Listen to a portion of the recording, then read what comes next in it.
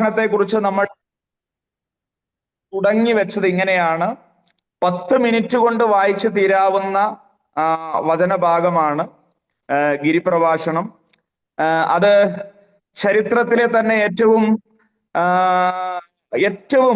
ഘനമേറിയ, അല്ലെങ്കിൽ കഴിഞ്ഞ ആഴ്ച ഞാൻ പറഞ്ഞതുപോലെ ഏറ്റവും ചെറുതെന്ന് തോന്നുന്ന പാപം പോലും, പാപമല്ലാതായി നമ്മൾ കണക്കാക്കുന്ന വിഷയങ്ങൾ പോലും നമ്മുടെ വലിയ നന്മ തടയും എന്ന ഒരു ചിന്ത ഞാൻ നിങ്ങൾക്ക് കൈമാറാനായിട്ട് ഇടയായി തീർന്നു. ഒന്നോടെ പറഞ്ഞാൽ, നമ്മുടെ മനസ്സിനെ കീറി മുറിച്ച് നിത്യതയ്ക്ക് വേണ്ടി നമ്മളെ ഒരുക്കുന്ന ഒരു വലിയ ശുശ്രൂഷ ഈ ഗിരിപ്രഭാഷണത്തിൽ കർത്താവ് ചെയ്യുന്നുണ്ട് എന്ന് നാം മനസ്സിലാക്കുക. ഒരു ഭക്തൻ എങ്ങനെയായിരിക്കണമെന്ന് വളരെ ലളിതമായി നമ്മെ പഠിപ്പിക്കുകയും, അപ്പോൾ തന്നെ യേശു പറയുന്ന ചില കാര്യങ്ങൾ, ഏറ്റവും ചെറിയ വിഷയങ്ങളെ പോലും അത് വലിയ നന്മയെ തടയുമെന്ന വാക്കുകളാണ് നമുക്ക് കാണുവാൻ കഴിയുന്നത്. നമ്മൾ ചിന്തിച്ചത്, ആത്മാവിൽ ദരിദ്രരായവർ ഭാഗ്യവാന്മാർ, ഏത് ദാരിദ്ര്യത്തെ കുറിച്ചാണ് അത് പറയുന്നത് എന്ന് നമ്മൾ കേട്ടു. അതിനുശേഷം നമ്മൾ ദുഃഖിക്കുന്നവർ ഭാഗ്യവാന്മാർ, അത് ഏത് ദുഃഖത്തെ കുറിച്ചാണ് എന്ന് നമ്മൾ മനസ്സിലാക്കി. നശിച്ചു പോകുന്ന ഈ ലോകത്തിലുള്ള എന്തോ ലഭിക്കാത്തതിലുള്ള ദുഃഖം എന്നല്ല നമ്മൾ പഠിച്ചത്, മറിച്ച് നമുക്ക് നിത്യതയെ സംബന്ധിക്കുന്ന കാര്യങ്ങളിൽ നമ്മുടെ ജീവിതത്തിൽ വീഴ്ചകൾ വരുമ്പോൾ മടങ്ങി വരാനുള്ള ഒരു ദുഃഖം. കർത്താവെ, എനിക്ക് പ്രാർത്ഥിക്കാൻ കഴിഞ്ഞില്ല, എനിക്ക് ആരാധിക്കാൻ കഴിഞ്ഞില്ല, എനിക്ക് വചനം ധ്യാനിക്കാൻ കഴിഞ്ഞില്ല, എനിക്ക് ഉപവസിക്കാൻ കഴിഞ്ഞില്ല എന്ന ആ ഒരു ദുഃഖം. ആമേൻ. അതാണ് ദൈവം ആഗ്രഹിക്കുന്നത്. ആമേൻ. അതിനെക്കുറിച്ച് നമ്മൾ ചിന്തിച്ചു. ഒടുവിലായി നമ്മൾ ചിന്തിച്ചത്, സൗമ്യതയുള്ളവർ ഭാഗ്യവാന്മാർ, അവർ ഭൂമിയെ അവകാശമാക്കും എന്ന് നമ്മൾ ചിന്തിച്ചു. അപ്പോൾ ഇന്ന് നമ്മൾ ചിന്തിക്കാൻ പോകുന്ന ഒരു വിഷയം മത്തായി സുവിശേഷം തന്നെ 5-ാം അധ്യായം 6-ാം വാക്യം. ആർക്കെങ്കിലും ഒരാൾക്ക് വായിക്കാമോ? 5-ാം അധ്യായം അതിന്റെ 6-ാമത്തെ വാക്യം.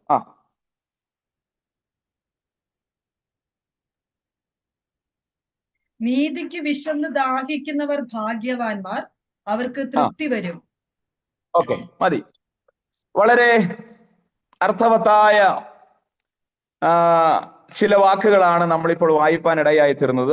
നീതിക്ക് വിശന്ന് ദാഹിക്കുന്നവർ ഭാഗ്യവാന്മാർ, അവർക്ക് തൃപ്തി വരും.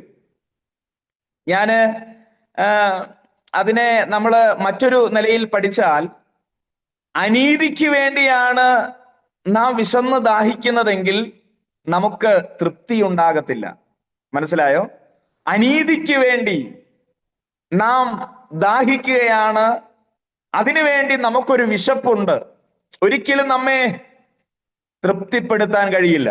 ഞാൻ നിങ്ങളോട് ചോദിക്കട്ടെ, ഈ ഉലകത്തിലെ ഏതെങ്കിലും, ഞാനൊരു കാര്യം നിങ്ങളോട് ചോദിക്കാം, ഈ ഭൂമിയിൽ നിന്ന് എന്തെങ്കിലും നമ്മെ തൃപ്തിപ്പെടുത്താനായിട്ട് പറ്റുമോ? ഞാനിപ്പം ഇവിടെ ഈ സൂം പ്ലാറ്റ്ഫോമിൽ ഉള്ള ചിലരെ ഇപ്പൊ ഞാൻ ആർക്കെങ്കിലും ഒരാൾക്ക് ഞാൻ എന്ത് ചെയ്യാണ്, 1 കോടി രൂപ ഞാൻ നിങ്ങൾക്ക് തരികയാണ്. നിങ്ങളത് വാങ്ങി വയ്ക്കുകയല്ലാതെ നിങ്ങൾ പിന്നെ ചിന്തിക്കുവോ, അയ്യോ ഇനി പൈസ എനിക്ക് വേണ്ടെന്ന് നിങ്ങൾ ചിന്തിക്കുകയില്ല?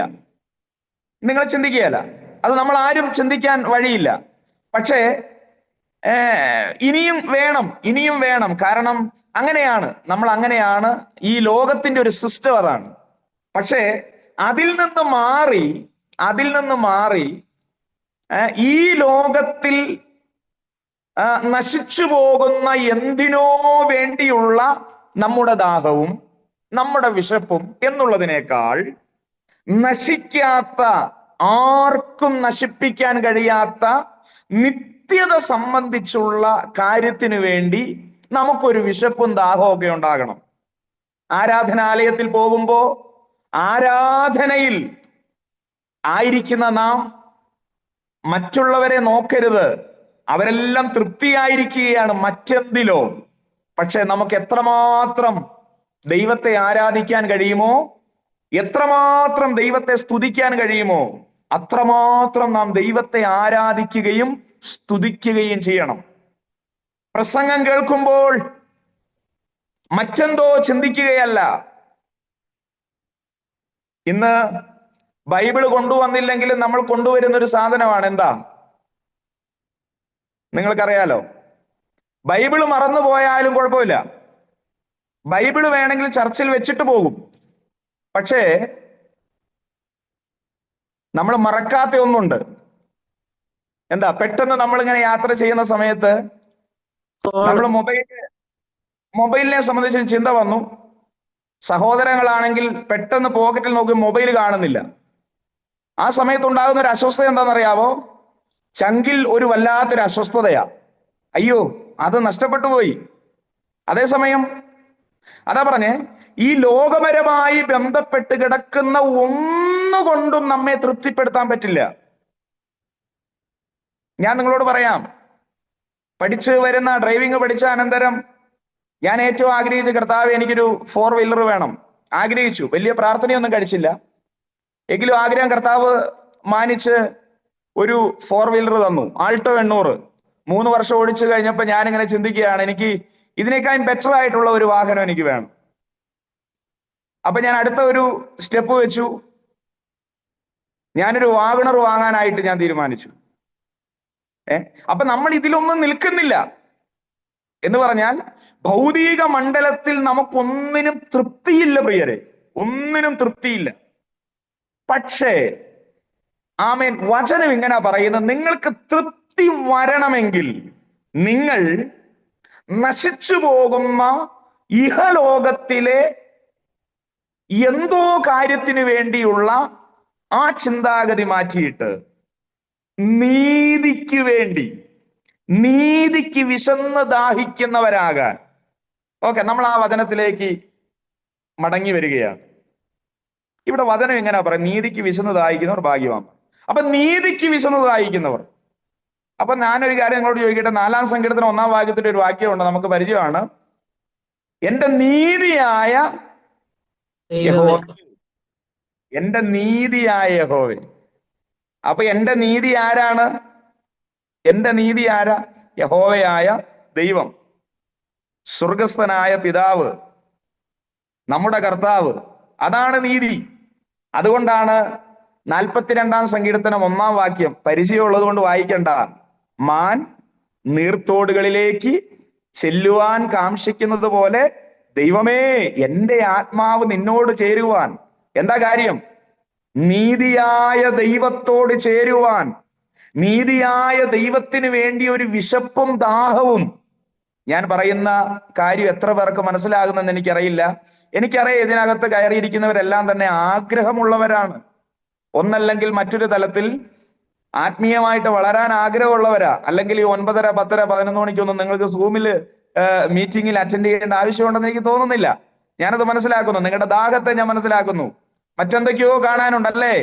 വാട്സപ്പ് തുറന്നാൽ നമുക്ക്, ഞാനിങ്ങനെ ചിന്തിക്കാറുണ്ട്, ഈ ഫേസ്ബുക്ക്, യൂട്യൂബ്, ഇൻസ്റ്റഗ്രാം ഇതൊക്കെ പറഞ്ഞിട്ടുണ്ടെങ്കിൽ നമുക്കറിയാം, ഒരു കുഴിയിൽ വീണാൽ പിന്നെ നമ്മൾ എന്ത് ചെയ്യില്ല. നമ്മൾ ഒരു വീഡിയോ കണ്ടു, നമ്മൾ ഇപ്പൊ എടുത്തു വെക്കാന്ന് വിചാരിച്ചിട്ടായിരിക്കും മൊബൈൽ എടുക്കുന്നത്. ഹലോ, മൊബൈൽ നമ്മൾ എടുക്കുകയാണ്, ഇപ്പോൾ എടുത്തു വെക്കും. നമ്മൾ ആദ്യം ഒരു വീഡിയോ കണ്ടു, അത് കണ്ട് അടുത്ത് നമ്മൾ എന്ത് ചെയ്യാണ്? വിരലെല്ലാം തേഞ്ഞില്ലാതായി. മനസ്സിലായോ? മേലേക്ക് എന്ത് ചെയ്യാണ്? ഇതോരോന്ന് കണ്ട് എന്ത് ചെയ്യുന്നില്ല? തൃപ്തി വരുന്നില്ല. മനസ്സിലായില്ലേ? നമ്മൾ ആഴക്കുഴിയിലേക്ക് പൊക്കൊണ്ടിരിക്കുക. കുടുംബ പ്രാർത്ഥന പ്രാർത്ഥിക്കാൻ മക്കളെ വിളിച്ചാൽ മക്കൾ പറയും ഇപ്പൊ വരാം, അവരത് തോണ്ടുമായിരിക്കും. അല്ലെങ്കിൽ അപ്പനെ വിളിച്ചാൽ അപ്പൻ പറയും ഇപ്പോൾ വരാം, അമ്മയെ വിളിച്ചാൽ അമ്മ പറയും ഇപ്പോൾ വരാം. എന്താ കാര്യം? കാരണം ഇതിൽ നിന്ന് കയറി വരാനായിട്ട് പറ്റുന്നില്ല. ഇതെത്ര കണ്ടിട്ടും തൃപ്തി വരുന്നില്ല. ഓക്കെ, അതൊരു വേറെ വിഷയമാണ്. ഞാൻ അതിലേക്ക് കടന്നു പോകുന്നില്ല. അപ്പോൾ ദൈവത്തെ കുറിച്ചുള്ളൊരു ദാഹം, ദൈവത്തിന് വേണ്ടി ഒരു വിശപ്പ്. അതുകൊണ്ടാണ് പറയുന്നത്, എന്റെ നീതിയായ ദൈവമേ, യഹോവേ. മനസ്സിലായോ? അപ്പോൾ നമുക്ക് ദൈവത്തിന് വേണ്ടിയാണ് നമുക്കൊരു വിശപ്പും ദാഹവും ഉണ്ടാകേണ്ടത്.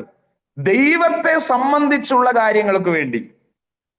അത് നമ്മുടെ ആത്മീയ ജീവിതം, ആത്മീയ അഭിവൃദ്ധി, തലമുറകളെ സംബന്ധിച്ചുള്ള ആത്മീയ തലം, നിത്യത സംബന്ധിച്ചുള്ള കാര്യങ്ങൾ, ഇതൊക്കെ അതിൽപ്പെടും. നമ്മെക്കുറിച്ചുള്ളതായ ദൈവത്തിന്റെ പദ്ധതി, ഉത്തരവാദിത്തങ്ങൾ എല്ലാം ഇതിനകത്ത് പെടും. അപ്പോൾ ദൈവത്തെ മുൻനിർത്തിയുള്ള നമ്മുടെ ദാഹവും നമ്മുടെ വിശപ്പുമാണ് ഇവിടെ ദൈവം ആഗ്രഹിക്കുന്നത്. അപ്പോൾ മാൻ നീർത്തോടുകളിലേക്ക് ചെല്ലുവാൻ കാക്ഷിക്കുന്നത് പോലെ എന്റെ ആത്മാവ് നിന്നോട് ചേരുവാൻ കാക്ഷിക്കുകയാ. അതുകൊണ്ടാണ് 63-ാം സങ്കീർത്തനത്തിൽ പറയുന്നത്, ദൈവമേ നീ എന്റെ ദൈവം. അധികാലത്തെ, കണ്ടില്ലേ എത്ര ഭംഗി അതൊക്കെ. നിങ്ങളൊരു കാര്യം ചിന്തിച്ചു, അധികാലത്തെ ഞാൻ നിന്നെ അന്വേഷിക്കും. നിങ്ങളൊന്ന് ചിന്തിച്ചു നോക്കിയേ, എന്റെ നീതിയായ ദൈവമേ എന്ന് വിളിച്ചു തുടങ്ങുന്ന പ്രാർത്ഥന താഴേക്ക് സങ്കീർത്തനത്തിൽ പല ഭാഗങ്ങളിലും ദൈവത്തിന് വേണ്ടിയുള്ള ഒരു ദാഹം, ദൈവത്തിന് വേണ്ടിയുള്ള അവിടെ ഈ 63-ാം സങ്കീർത്തനത്തിൽ താഴേക്ക് വായിച്ചു ഇങ്ങനെ പറഞ്ഞു, മരുഭൂമിയിൽ ഞാൻ നിനക്കായിട്ട് എന്ത് ചെയ്യാണ്? സ്തോത്രം, ആമേൻ. 63-ാം സങ്കീർത്തനം നിങ്ങൾ നിർത്തി. 63-ാം സങ്കീർത്തനം ആ ഒരു ഭാഗം ദൈവാത്മാവ് തരുന്നത് കൊണ്ട് 63-ാം സങ്കീർത്തനം അതിന്റെ 2-ാം വാക്യം ഒന്ന് വായിച്ച്. ദൈവമേ നീ എന്റെ ദൈവം. വെള്ളമില്ലാതെ ഉണങ്ങി വരേണ്ട ദേശത്ത് എന്റെ ഉള്ളം നിനക്കായി ദാഹിക്കുന്നു, എന്റെ ദേഹം നിനക്കായി കാക്ഷിക്കുന്നു.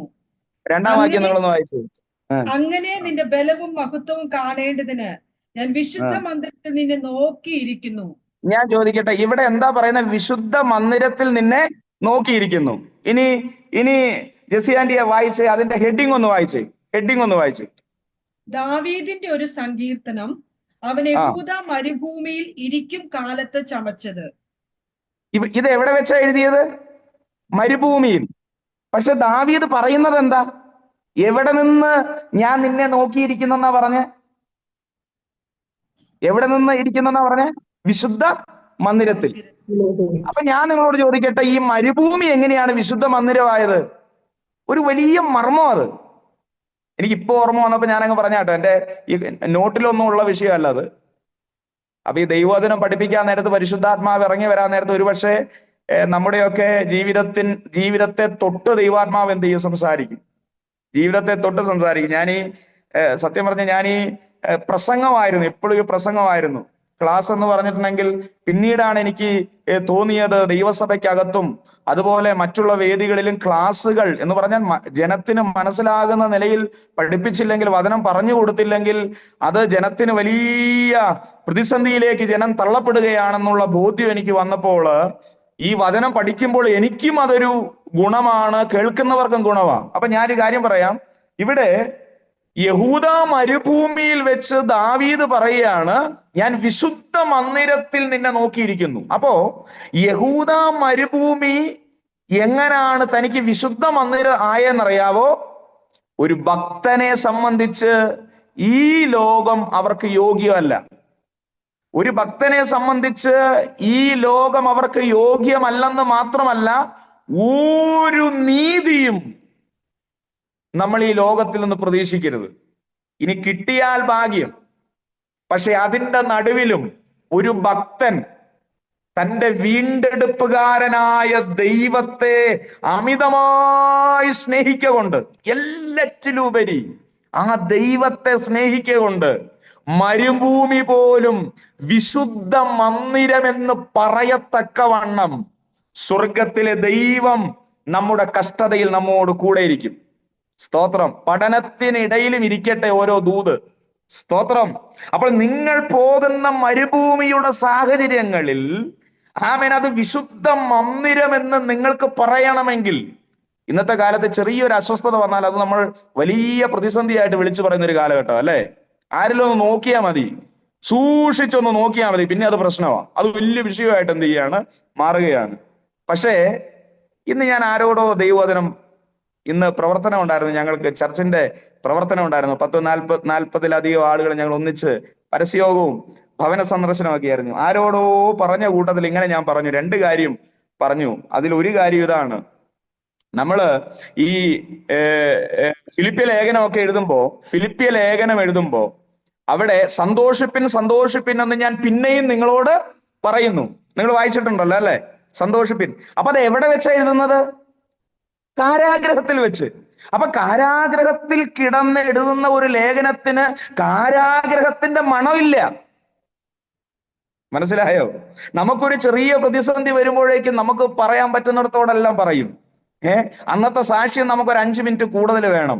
പക്ഷെ ഞാനൊരു കാര്യം പറയാം, കാരാഗ്രഹത്തിൽ ഞാനാണ് കാരാഗ്രഹത്തിലെങ്കിൽ, നിങ്ങളാണ് കാരാഗ്രഹത്തിലെങ്കിൽ, നിങ്ങൾ നിങ്ങളുടെ കൂട്ടു സഹോദരങ്ങളാകട്ടെ, സഭയ്ക്കാകട്ടെ, മാതാപിതാക്കൾ ആകട്ടെ, ഒരു ലെറ്റർ എഴുതാൻ നേരത്ത് ആ കാരാഗ്രഹത്തിന്റെ കഠിനത മുഴുവൻ ആ ലെറ്ററിനകത്തുണ്ടാവും. പക്ഷേ കാരാഗ്രഹത്തിലാണ് ഭക്തൻ കിടക്കുന്നതെങ്കിലും നീതിയായ ദൈവത്തോടുള്ള അത്രമേൽ സ്നേഹമുള്ളത് കൊണ്ട് സ്തോത്രം, തൻ്റെ അകത്ത് സ്തോത്രം ഒരിക്കലും തൻ്റെ എഴുത്തിൽ പോലും, തൻ്റെ ഹൃദയത്തിനകത്തുള്ളതാണല്ലോ വരുന്നത്, എഴുത്തിൽ പോലും കാരാഗ്രഹത്തിന്റെ മണമില്ലായിരുന്നു.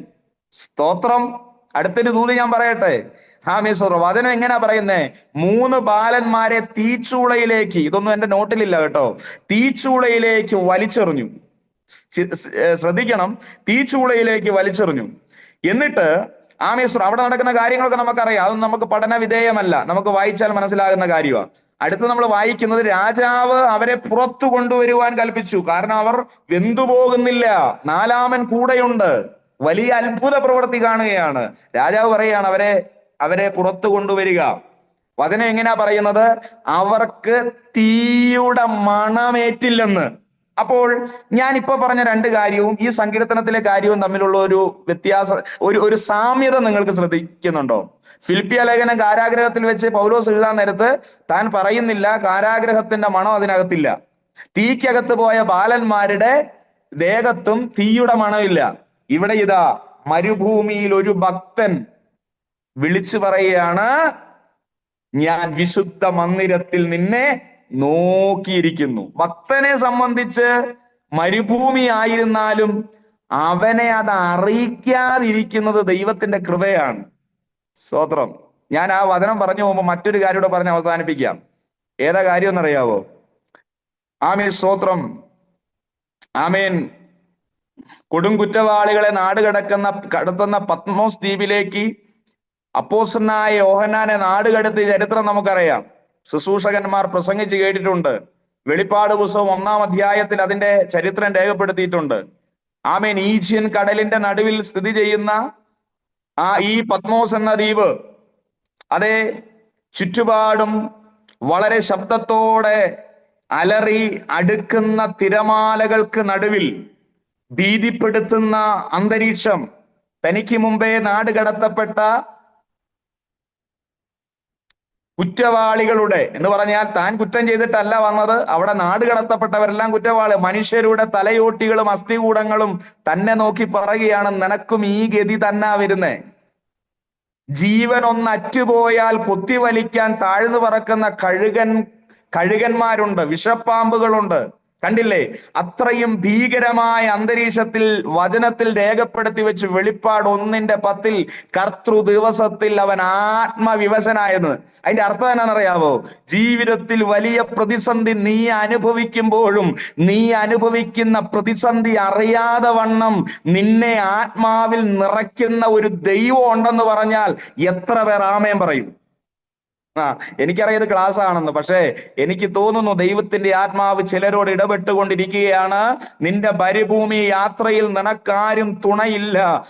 സ്തോത്രം. നിനക്ക് മുൻപോട്ട് സ്തോത്രം കുതിക്കാൻ കഴിയുന്നില്ല. ജീവിതത്തിൽ എന്നും പ്രതിസന്ധി. തലമുറ നോക്കിയാൽ അവിടെ പ്രതിസന്ധി, കുടുംബത്തെ നോക്കിയാൽ അവിടെ പ്രതിസന്ധി, സാമ്പത്തിക മണ്ഡലത്തെ നോക്കിയാൽ അവിടെ പ്രതിസന്ധി, ജോലി മേഖലയിലേക്ക് നോക്കിയാൽ അവിടെ പ്രതിസന്ധി, സഭയിൽ ചെന്നാൽ അവിടെ പ്രതിസന്ധി. നിന്നെ നോക്കി പരിശുദ്ധാത്മാവ് പറയുകയാ, നീ മരുഭൂമിയിലൂടെ യാനം ചെയ്യുമെങ്കിലും സ്തോത്രം, നിന്റെ ചെരുപ്പ് തേയാതെ, നിന്റെ വസ്ത്രം അഴുകിപ്പോകാതെ നിന്നെ പരിപാലിക്കുന്ന ഒരു ദൈവമുണ്ട്. ഞാൻ ആ ഭാഗം അങ്ങ് വിടുക. സ്തോത്രം. സഡൻ ബ്രേക്ക് ഇട്ട് നിർത്തുന്നത് പോലെ ഞാൻ ആ ഭാഗം നിർത്തും. നമ്മൾ പഠിപ്പിക്കാനാണല്ലോ. ഇനിയിപ്പം ഇതിന്റെ നടത്തിപ്പുകാർ ചോദിക്കുക, കർത്താവിന്റെ ദാസനെ പഠിപ്പിക്കാൻ വേണ്ടിയല്ലേ, ദൂത് പറയാൻ വേണ്ടി അല്ലല്ലോ എന്ന് വല്ലതും ചോദിച്ചാൽ ഞാൻ അവിടെ അങ്ങ് നിർത്തുക കേട്ടോ. ഓക്കെ. അപ്പോ ഇവിടെ എന്റെ നീതിയായ ദൈവമേ, അപ്പോൾ നീതിയായ ദൈവം അത് ദൈവമാ. അപ്പൊ ദൈവത്തിന് വേണ്ടിയുള്ള ഒരു വിശപ്പും ദാഹവുമാണ് നമുക്ക് വേണ്ടത്. നിങ്ങൾ ചിന്തിക്കുക, നീതിമാനായ ദൈവം. 85-ാം സങ്കീർത്തനം 11-ാം വാക്യത്തിൽ ഇങ്ങനെ ഒരു വാക്യമുണ്ട്. നിങ്ങൾ നോട്ട് ചെയ്യുന്നവർ നോട്ട് ചെയ്യണം കേട്ടോ. അവിടെ ഇങ്ങനെയാണ് വായിക്കുന്നത്, വിശ്വസ്തത ഭൂമിയിൽ നിന്ന് മുളയ്ക്കുന്നു, നീതി സ്വർഗത്തിൽ നിന്ന് നോക്കുന്നു. അപ്പോൾ നിങ്ങൾ അവിടെ എന്താ മനസ്സിലായത്? വിശ്വസ്തത ഭൂമിയിൽ മുളയ്ക്കുന്നു. ഭൂമിയിൽ ആരാ പാർക്കുന്നത്? മനുഷ്യരാ. അപ്പൊ മനുഷ്യരുടെ അകത്ത് മുളയ്ക്കേണ്ട ഒന്നാണ് എന്ത്? വിശ്വസ്തത. നീതി സ്വർഗത്തിൽ നിന്ന് നോക്കുന്നു. നീതിമാനാകാൻ ഒരു മനുഷ്യനും പറ്റില്ല. നീതിമാൻ ദൈവമാണ്.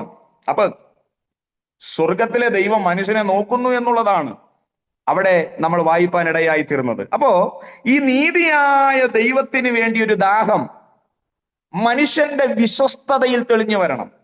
നീതി സ്വർഗത്തിൽ നിന്ന് നോക്കണമെങ്കിൽ ഭൂമിയിലെ മനുഷ്യന്റെ അകത്ത് വിശ്വസ്തത മുളയ്ക്കണം. വിശ്വസ്തരെയാണ് ദൈവം എന്ത് ചെയ്യുന്നത്? ആഗ്രഹിക്കുന്നത്. ഏത് കാര്യത്തിലും വിശ്വസ്തരായിരിക്കണം. ഓക്കെ, നമ്മുടെ വിഷയമല്ല അത്. നീതിക്ക് വേണ്ടി വിശന്ന് ദാഹിക്കുക എന്ന് പറഞ്ഞാൽ ദൈവത്തിന് വേണ്ടിയുള്ള ഒരു ദാഹവും ഒരു വിശപ്പും നമുക്കുണ്ടാകണം. ഞാൻ ഒരു കാര്യം നിങ്ങളോട് ചോദിക്കട്ടെ, ഞാൻ അതോടെ പറഞ്ഞ് അവസാനിപ്പിക്കാം. ഈ ആത്മീയതയിൽ ജീവിതത്തിൽ ക്ഷീണം വരാൻ നേരത്ത്, ഭാരം വരാൻ നേരത്ത്, അല്ലെങ്കിൽ നമ്മുടെ ക്ഷീണമല്ല മറ്റുള്ളവരുടെ ക്ഷീണം നമ്മൾ കാണാൻ നേരത്ത് നമുക്കൊരു അസ്വസ്ഥതയുണ്ടെങ്കിൽ, കഴിഞ്ഞ ക്ലാസ് പഠിച്ചതുപോലെ ഒരു ദുഃഖം നമുക്കുണ്ടെങ്കിൽ അതിനർത്ഥം പരിശുദ്ധാത്മാവ് നമ്മുടെ മേലുണ്ടെന്നാണ്. മനസ്സിലായില്ലേ? അപ്പോൾ അതിൻ്റെ ഇടയ്ക്ക് നമ്മളൊരു കാര്യം ചിന്തിക്കണം. നമ്മുടെ ആലയത്തിൽ വരുമ്പോൾ, നമ്മുടെ ഭവനത്തിലേക്ക് നോക്കുമ്പോ, ആമേൻ സ്തോത്രം, നമുക്ക് ദൈവത്തിന് വേണ്ടിയുള്ള ഒരു വിശപ്പ് മറ്റുള്ളവരിൽ നിന്ന് കാണാതെ വരാൻ നേരത്ത് നമുക്കൊരു ഭാരം ഉണ്ടാകണം. എന്താ ഭാരം എന്നറിയാമോ? കർത്താവേ, ഈ നശിപ്പിക്കാൻ കഴിയാത്ത നിത്യതയ്ക്ക് വേണ്ടി എന്നെ ഒരുക്കുന്ന ആത്മതലത്തിന് വേണ്ടിയുള്ള ഒരു ദാഹവും വിശപ്പും വരത്തക്കവണ്ണം എന്നെ സ്വർഗത്തിലെ ദൈവം അനുഗ്രഹിക്കണമേ എന്ന് ദൈവത്തോട് പ്രാർത്ഥിക്കണം.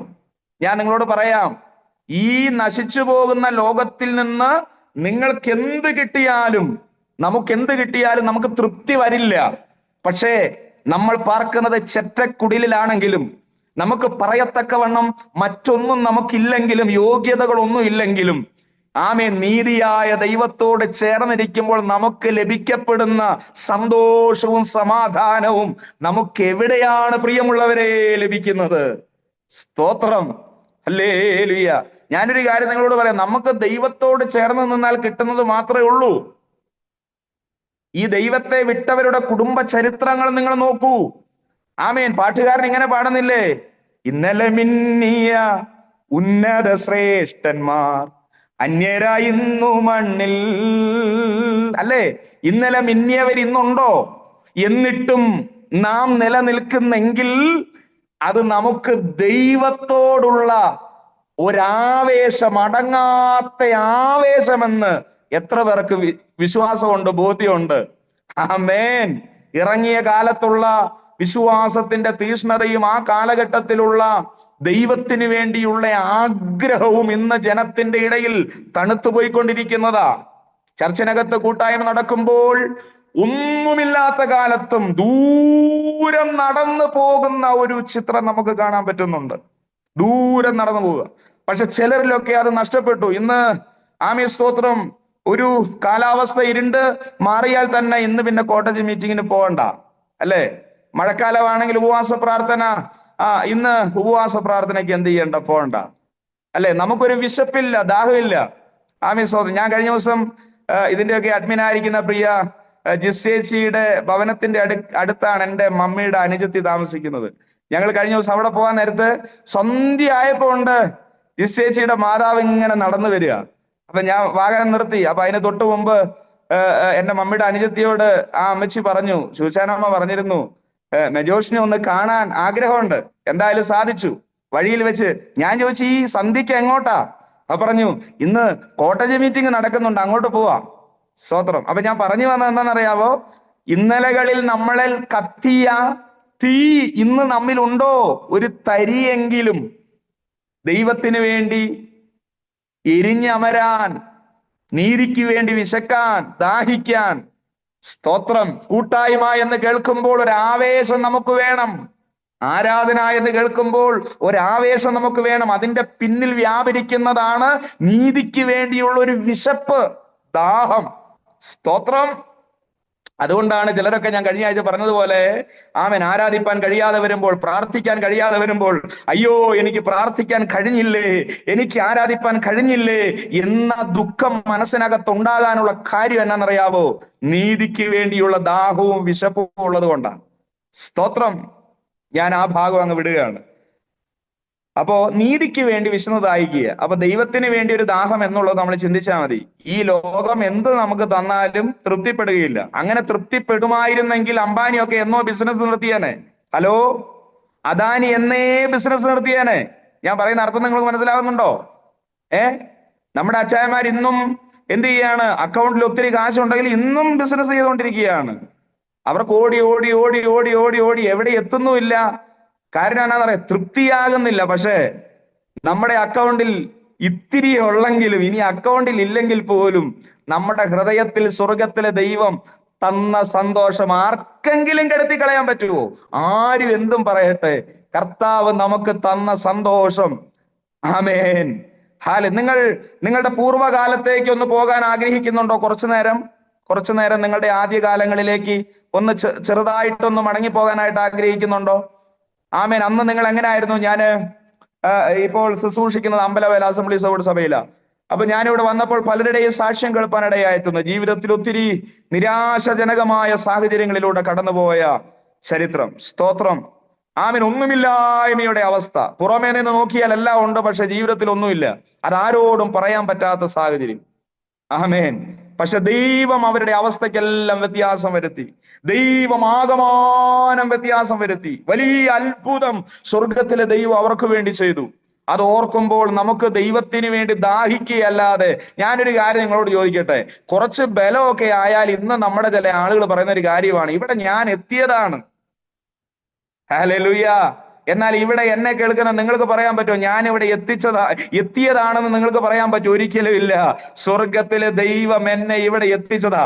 അതുകൊണ്ടാണ് പാട്ടുകാരൻ ഇവിടെ ഇങ്ങനെ പാടുന്നത്, നിന്നതല്ല ദൈവം എന്നെ നിർത്തിയതാണ്. ഞാൻ ഒന്നും നേടിയിട്ടില്ല, പക്ഷെ എന്റെ കയ്യിൽ എന്തെങ്കിലും ഉണ്ടെങ്കിൽ അത് സ്വർഗത്തിലെ ദൈവത്തിന്റെ ദാനമാണെന്ന് ചങ്കത്ത് കൈവച്ച് പറയാൻ എത്ര പേർക്ക് ധൈര്യമുണ്ട്?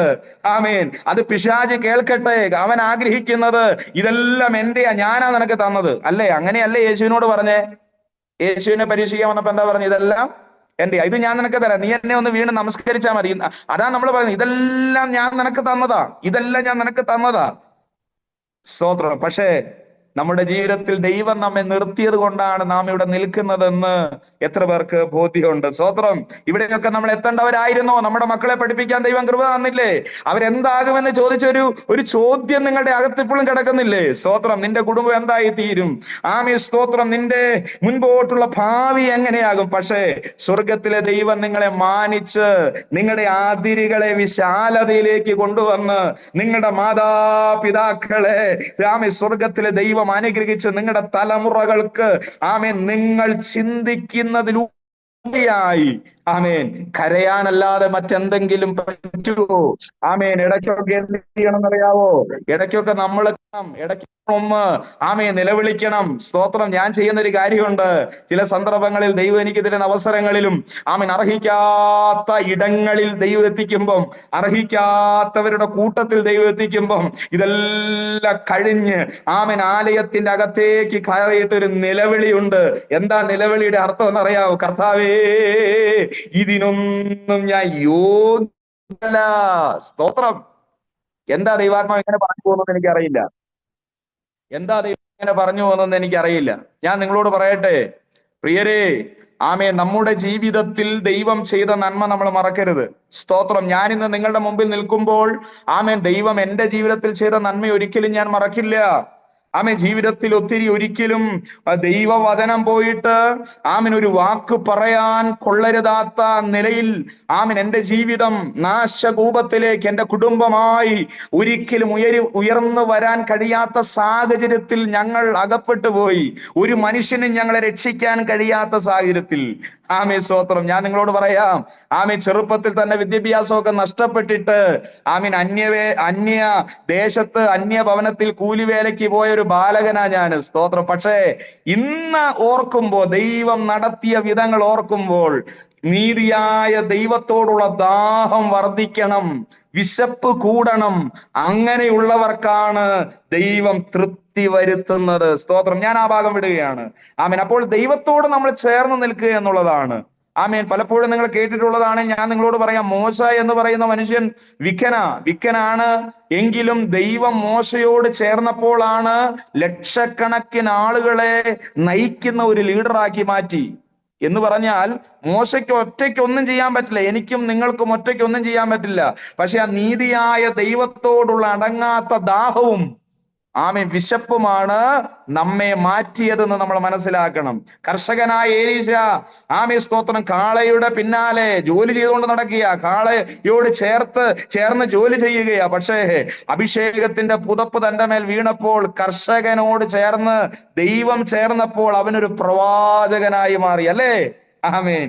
പത്രോസ് തന്റെ ജീവിതത്തിൽ മുക്കുവനായിരുന്നു. ഒരു കാലത്ത് തന്റെ അടുക്കലേക്ക് വരുന്ന താൻ നടന്നു പോകുമ്പോൾ ഈ മാറ്റം കൊണ്ട് പലരും മാറിപ്പോയിട്ടുണ്ടാകാം. പക്ഷേ ഇന്ന് അവന്റെ നിഴൽ അന്വേഷിക്കുകയാണ്. ഇപ്പൊ അവനെ വേണ്ട, അവന്റെ നിഴലായാലും മതിയെന്ന്. കണ്ടില്ലേ മാറ്റം വന്നത് എങ്ങനെയാ? നീതിയാ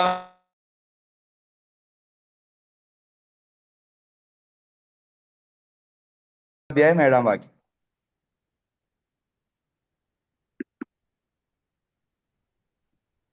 കരുണയുള്ളവർ ഭാഗ്യവാന്മാർ, അവർക്ക് കരുണ ലഭിക്കും. ഓക്കെ, കരുണയുള്ളവർ ഭാഗ്യവാന്മാർ, അവർക്ക് കരുണ ലഭിക്കും. ഓക്കെ, ഇവിടെ വിതച്ച് കൊയ്യുന്ന ഒന്നാണ് കരുണ. നമ്മൾ മറ്റുള്ളവരോട് കരുണ കാണിച്ചാൽ നമുക്ക് കരുണ എന്ത് ചെയ്യും? കിട്ടും. എല്ലാം അങ്ങനെ തന്നെയാണ്. വിതച്ച് കൊയ്യുകയാണ് കരുണ. വിലാപങ്ങളുടെ പുസ്തകം 3-ാം അധ്യായം 22-ാം വാക്യത്തിൽ ഒരു വാക്യമുണ്ട്. നിങ്ങൾ നോട്ട് ചെയ്യുന്നവർ നോട്ട് ചെയ്യുക. മുടിഞ്ഞു പോകാതിരിക്കുന്നത് യഹോവയുടെ ദയയാണ്, അവന്റെ കരുണ തീർന്നു പോയിട്ടില്ല. തീർന്നു പോകാത്ത കരുണയുള്ളവന്റെ മുമ്പിലാണ് നമ്മൾ ആയിരിക്കുന്നത്. ഓക്കെ, 1-2 ചിന്തകൾ അതിനോടുള്ള ബന്ധത്തിൽ ഞാൻ നിങ്ങളെ ബോധ്യപ്പെടുത്താം. എന്റെ പഠനമുറിക്കകത്ത് പരിശുദ്ധാത്മാവ് എനിക്ക് തന്ന 1-2 ചിന്തകൾ. 1 പത്രോസിന്റെ ലേഖനം 1-ാം അധ്യായം 3-ാം വാക്യം നമ്മൾ വായിക്കുമ്പോൾ അവിടെ ഇങ്ങനെയാണ് വായിക്കുന്നത്: ദൈവത്തിന്റെ കരുണാധിക്യ പ്രകാരം ജീവനുള്ള പ്രത്യാശയ്ക്കായിട്ട്. നിങ്ങളത് നോട്ട് ചെയ്യണം കേട്ടോ. ഈ കരുണയുള്ളവർ ഭാഗ്യവാന്മാർ എന്ന വിഷയം നമ്മൾ ഇനി ചിന്തിക്കാൻ പോവുകയാണ്. വിലാപങ്ങൾ 3:22 നിങ്ങൾ നോട്ട് ചെയ്യണം. 1 പത്രോസ് 1-ാം വാക്യം, ദൈവത്തിന്റെ കരുണാധിക്യം പ്രകാരം ജീവനുള്ള പ്രത്യാശയ്ക്കായിട്ട്. ആ പ്രത്യാശ എന്താണെന്ന് ആ വാക്യം ഒന്ന് വായിക്കാം. യൂദയുടെ ലേഖനം 20-ാമത്തെ വാക്യം ഒന്ന് വായിച്ച്. പത്രോസ് 1:3 പറയുന്നത് ദൈവത്തിന്റെ കരുണാധിക്യ പ്രകാരമുള്ള ജീവനുള്ള പ്രത്യാശ. ആ പ്രത്യാശ എന്താണെന്ന് യൂദ 20-ാം വാക്യം ഒന്ന് വായിച്ച്. നിങ്ങളോ പ്രിയമുള്ളവരെ,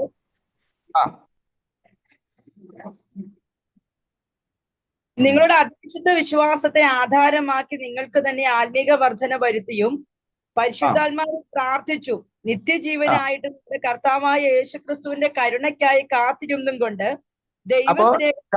കർത്താവായ യേശുവിന്റെ കരുണയ്ക്കായി കാത്തിരിക്കണം. എന്താ? നിത്യജീവന് വേണ്ടി. മനസ്സിലായില്ലേ? അപ്പോൾ ആ പ്രത്യാശ എന്താണ്? നിത്യജീവൻ. അത് ലഭിക്കുന്നത് എങ്ങനെയാണ്? നമ്മളവിടെ വായിച്ച വാക്യം നിങ്ങൾ മറന്നു പോകരുത്. അത് ദൈവത്തിന്റെ കരുണയാൽ ലഭിക്കുന്നതാണ്. 1 പത്രോസ് 2:10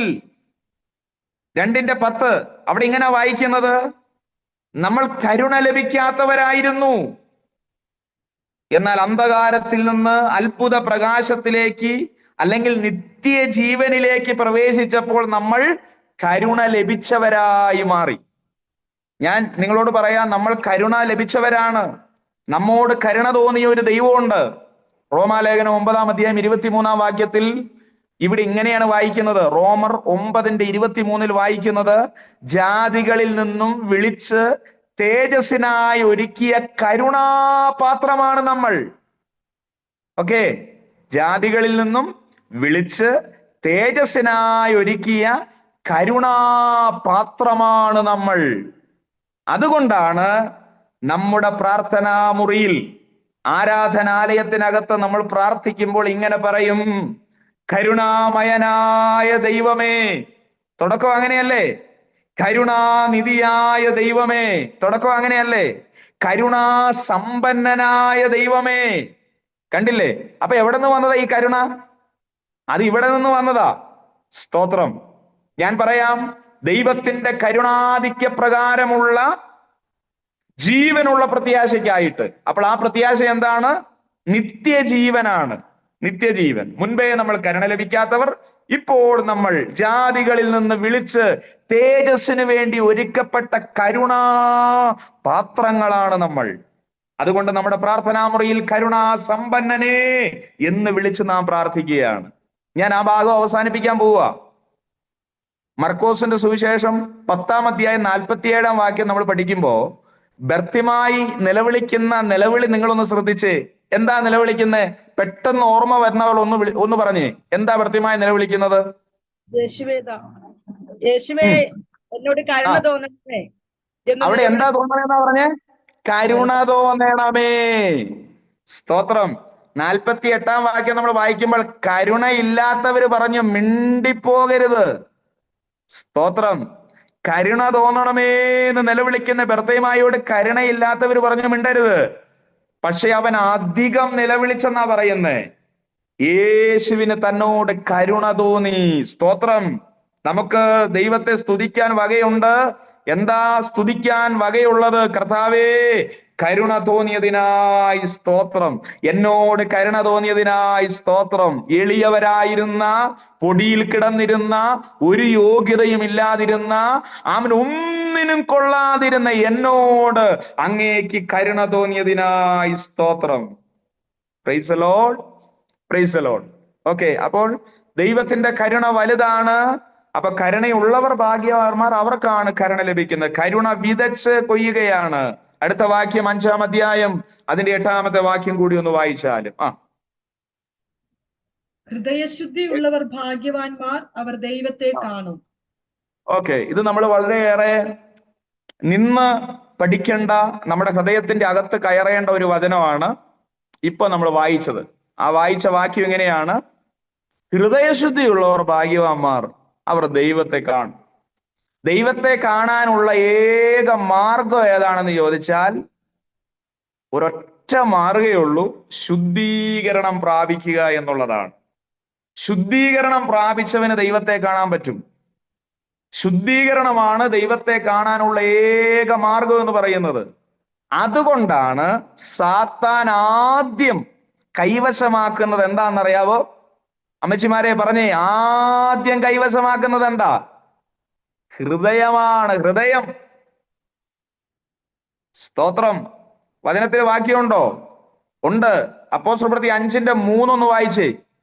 അപ്പോസ്തലപ്രവൃത്തി 5:3 ഒന്ന് വായിച്ചേ.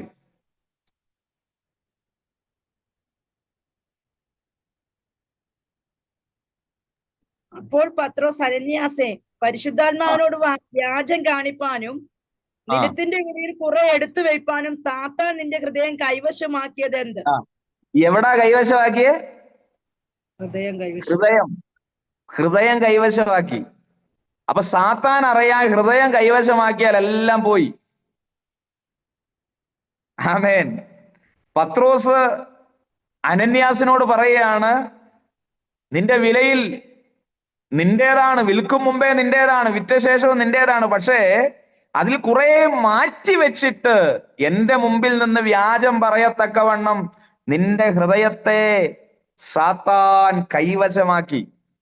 നിങ്ങൾ എന്ത് വിട്ടുകൊടുത്താലും നിങ്ങളുടെ ഹൃദയത്തെ എന്ത് ചെയ്യരുത്? സ്തോത്രം. അപ്പൊ നിങ്ങൾ പറയും, എന്റെ ഹൃദയം എന്റെ അച്ചായനുള്ളതാ. അച്ചായന്മാര് പറയും, എന്റെ ഹൃദയം എന്റെ ഭാര്യയ്ക്കുള്ള. No no no no no, അതൊക്കെ വെറുതെ പറയുന്ന. ഒരു പ്രശ്നം വന്നാൽ മതി, അച്ചായനും അമ്മാമ്മയുടെ ഹൃദയമൊക്കെ എവിടെ ഇരിക്കുന്നതെന്ന് നമുക്ക് കാണാം. നമ്മുടെ ഹൃദയം കർത്താവിന് വസിക്കാനുള്ള ഇടവാ. എന്ന് നമ്മള് കർത്താവിനേക്കാൾ കൂടുതൽ നമ്മുടെ ഹൃദയത്തിൽ ആരെ കയറ്റി വെച്ചിട്ടുണ്ടോ അവരിൽ നിന്ന് അനുഭവിക്കാത്തവരാരും ഇല്ല. മനസ്സിലായോ? ചിലർക്ക് മക്കളെ ഭയങ്കര ഇഷ്ടമാണ്. മക്കളെ നമ്മൾ സ്നേഹിക്കണം, അവരെ ശിക്ഷിക്കണം, അവരെ സ്നേഹിക്കണം, അവരെ കരുതണം, അവരെ കൂടെ നിർത്തണം, അവരെ ആശ്വസിപ്പിക്കണം, അവരെ പഠിപ്പിക്കണം, അവരെ എല്ലാം നമ്മൾ ചെയ്തു കൊടുക്കണം. പക്ഷേ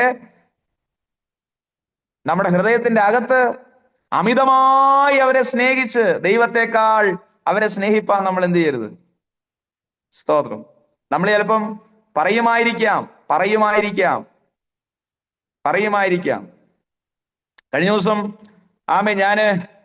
ആരോ എന്നോട് ഇങ്ങനെ സംസാരിച്ചപ്പം ഒരു 2 പേര് നിന്ന് സംസാരിക്കുന്ന സംസാരത്തിൽ ആരോ ഒരാള് ഒരു അവിശ്വസ്തത കാണിച്ചപ്പോൾ, അവിശ്വസ്തത കാണിച്ചത് പോലെ തോന്നിയപ്പോൾ മറ്റേയാള് പറഞ്ഞൊരു കാര്യമുണ്ട്, ഞാൻ ദൈവത്തെക്കാൾ കൂടുതൽ നിന്നെ ഞാൻ സ്നേഹിച്ചിരുന്നു എന്ന്. അറിയാതെ പറഞ്ഞു പോയി, ഉള്ളത് പറഞ്ഞു പോയി, അത് അറിയാതെ അങ്ങ് പറഞ്ഞും പോയി. സ്തോത്രം. ദൈവത്തെക്കാൾ കൂടുതൽ നമ്മൾ ആരെയും സ്നേഹിക്കരുത് നമ്മുടെ ഹൃദയത്തിന്റെ അകത്തളത്തിൽ. അപ്പൊ ചിലരൊക്കെ ഈ വാക്യങ്ങൾ നന്നായിട്ട് അനുസരിക്കുന്നവരായതുകൊണ്ട് ബുദ്ധിമുട്ടാ. ആമേൻ, സ്തോത്രം. ഹല്ലേലൂയ, സ്തോത്രം. വാക്യങ്ങൾ അനുസരിക്കുന്നതുകൊണ്ട് ചിലർ തിരിച്ചും ചെയ്യും. ദൈവത്തെ മാത്രം സ്നേഹിക്കും, വേറെ ആരെയും എന്ത് ചെയ്യല? സ്നേഹിക്കുകയല്ല. അപ്പോ അതിനെന്താ വാക്യം ഉണ്ടല്ലോ, എന്നേക്കാൾ അപ്പനെയോ അമ്മയെയോ ഭാര്യയെയോ മക്കളെയോ നിലങ്ങളെയോ പ്രിയപ്പെടുന്നവൻ എന്നേക്കാൾ. അപ്പൊ ദൈവത്തെ സ്നേഹിച്ചുകൊണ്ട് ബാക്കി എല്ലാവരും മറക്കാനാണോ അതിന്റെ അർത്ഥം? ദൈവത്തെ സ്നേഹിക്കാനായിട്ട് എൻ്റെ അപ്പനെയും അമ്മേനെ ഞാൻ അനാഥാലയത്തിൽ കൊണ്ടുവിടണോ? ദൈവത്തെ സ്നേഹിക്കാനായിട്ട് എൻ്റെ ഭാര്യയെ ആ നിലയിൽ ഞാൻ അവോയ്ഡ് ചെയ്യണോ? ദൈവത്തെ സ്നേഹിക്കാനായിട്ട് എൻ്റെ മക്കളെ മാറ്റി നിർത്തണോ? സ്തോത്രം. പെന്തക്കോസ് അനുഭവത്തിൽ നിന്ന് മറ്റൊരു വിഭാഗത്തിലേക്ക് പോവാനൊരു നിയോഗം ഒരാൾക്ക് കിട്ടി. അപ്പോൾ ആ സംവിധാനത്തിൽ ഭാര്യയോടൊപ്പം ചേർന്ന് ശുശ്രൂഷ ചെയ്യാനുള്ള അവസരമില്ല. ആ പാവപ്പെട്ട ഭാര്യനെ മക്കളെ ഉപേക്ഷിച്ചിട്ട് ആ ശുശ്രൂഷ ചെയ്യുകയാണ്. അത് ആരുടെ ശുശ്രൂഷയാണെന്നുള്ളത് എനിക്കിപ്പോഴും മനസ്സിലായില്ല. അതിന്റെ അർത്ഥം എന്താ പ്രിയരെ? അപ്പനേക്കാൾ അമ്മയേക്കാൾ ഭാര്യയേക്കാൾ നിലങ്ങളെക്കാൾ നമ്മൾ കർത്താവിനെ സ്നേഹിക്കണമെന്ന് പറഞ്ഞാൽ അവരെ ഒഴിവാക്കണമെന്നല്ല അതിന്റെ അർത്ഥം. മറിച്ച് ദൈവത്തെ നമ്മൾ ആഴമായി സ്നേഹിക്കുമ്പോൾ ഭാര്യയെ എങ്ങനെ സ്നേഹിക്കണമെന്നറിയാം, അപ്പനെ എങ്ങനെ സ്നേഹിക്കണമെന്നറിയാം, മക്കളെ എങ്ങനെ സ്നേഹിക്കണമെന്നറിയാം. നമ്മള് എല്ലാ സ്നേഹവും ഇവർക്ക് വീതിച്ചു കൊടുത്ത അനന്തരം ദൈവത്തെ സ്നേഹിക്കാൻ തുടങ്ങിയാൽ പറ്റുകയില്ല. പക്ഷെ ദൈവത്തെ നമ്മൾ സ്നേഹിക്കുമ്പോൾ നമ്മുടെ മാതാപിതാക്കളെ എങ്ങനെ സ്നേഹിക്കണം, നമ്മുടെ ഭാര്യയെ എങ്ങനെ സ്നേഹിക്കണം, ഭർത്താവിനെ എങ്ങനെ സ്നേഹിക്കണം, മക്കളെ എങ്ങനെ സ്നേഹിക്കണം, പാസ്റ്ററെ എങ്ങനെ സ്നേഹിക്കണം, വിശ്വാസിയെ എങ്ങനെ സ്നേഹിക്കണം, അയൽവക്കക്കാരനെ എങ്ങനെ സ്നേഹിക്കണം. സ്തോത്രം. ഹല്ലേലൂയ, സ്തോത്രം. ചിലര് എന്ത് ചെയ്യലെന്നറിയാവോ? അയൽവക്കക്കാരോട് മിണ്ടുകയല്ല. ഏറ്റവും കൂടുതൽ നമ്മളെ ഈ അയൽവക്കക്കാര് പഴിക്കാനുള്ള കാര്യം എന്നാണെന്നറിയാവോ? നമ്മുടെ ആലയത്തിന്റെ അകത്തും നമ്മുടെ വീടിനകത്തും ഭയങ്കര പാട്ടും പ്രാർത്ഥനയാ. പക്ഷെ പുറത്തേക്ക് ഇറങ്ങിയാൽ നമ്മൾ എന്ത് ചെയ്യല? സ്തോത്രം. പുറത്തേക്ക് ഇറങ്ങിയാൽ എന്ത് ചെയ്യല? മിണ്ടുകയല്ല. എന്താ കാര്യം? ഇന്നാള് ഞാൻ അങ്ങനെ ഈ ഒരു വീട്ടില്, ഇവിടെ അല്ല, ഞാൻ മുമ്പ് ഒരിടത്ത് ഇരുന്നിടത്ത് ഏകദേശം പുതുതായിട്ട് വന്ന ഒരു വിശ്വാസിയുടെ വീട്ടിൽ ഞാൻ വിസിറ്റിങ്ങിന് പോയപ്പം ഞാനിത് കാണുകയാണ്. അയൽവക്കക്കാർ വരുമ്പം അവരങ്ങ് വാതിലടച്ചു. അപ്പൊ ഞാൻ ചോദിച്ചു, എന്തുവാ അതിന്റെ അർത്ഥം എന്താ? എനിക്ക് മനസ്സിലായില്ല. എനിക്ക് ഇങ്ങനെയുള്ള കാര്യങ്ങളൊക്കെ കണ്ടാൽ ചോദിക്കണം. വചനത്തിന് വിരുദ്ധമായിട്ട് എന്ത് ചെയ്താലും പറഞ്ഞാലും അംഗീകരിക്കാനുള്ള മനസ്സില്ല. കാരണം വചനത്തിന് വേണ്ടി നിൽക്കുക, ഒറ്റപ്പെട്ടാലും വചനത്തിന് വേണ്ടി നിൽക്കുക, ആരെല്ലാം തള്ളിക്കളഞ്ഞാലും വചനത്തിന് വേണ്ടി നിൽക്കുക. ആരും ഇല്ലെങ്കിലും കർത്താവ് കൂടെ ഉണ്ടാവും. വചനത്തോട് ചേർന്ന് നിൽക്കുന്നവനോട് കൂടെ കർത്താവ് ഉണ്ടാവും. പ്രമാണത്തെ ഒറ്റിക്കൊടുക്കാൻ, വചനത്തെ ഒറ്റിക്കൊടുക്കാൻ നമ്മൾ ആരും നിൽക്കരുത്. അല്പം സുഖത്തിന് വേണ്ടി ഒരു ഊണിന് ജ്യേഷ്ഠാവകാശം വിറ്റുകളഞ്ഞ ഏശാവിനെ പോലെ എന്ത് ചെയ്യരുത്? ഒരു ഊണ് നമുക്ക് കിട്ടും, പക്ഷേ പെട്ടുപോയ ജ്യേഷ്ഠാവകാശം നമുക്ക് പിന്നെ കിട്ടുകയില്ല. അതുകൊണ്ട് നാബോത്ത് പറഞ്ഞൊരു കാര്യമുണ്ട്, എന്റെ പിതാക്കന്മാർ മുതൽ കൈമാറി വരുന്ന എന്റെ മുന്തിരിത്തോട്ടം ഞാൻ നിനക്ക് തരില്ല. ആരോടാ പറയുന്നത്? രാജാവിനോട്. നമ്മൾ മറ്റുള്ളവരെ കൂടെ കോംപ്രമൈസ് ചെയ്യുകയാണ് എന്ന് പറഞ്ഞാൽ അവരെ സന്തോഷിപ്പിക്കാൻ വേണ്ടി നമ്മുടെ വിലപ്പെട്ട ചിലത് നമ്മൾ നഷ്ടപ്പെടുത്തി കളയരുത്. എന്താ ഇതേപോലെ പറയുന്നതെന്ന് എനിക്കറിയില്ല. ആമേൻ. നമ്മുടെ വിലപ്പെട്ട ചിലത് ചെറിയ നന്മയ്ക്ക് വേണ്ടി നമ്മൾ നഷ്ടപ്പെടുത്തി കളയരുത് പ്രിയരെ. ആമേൻ.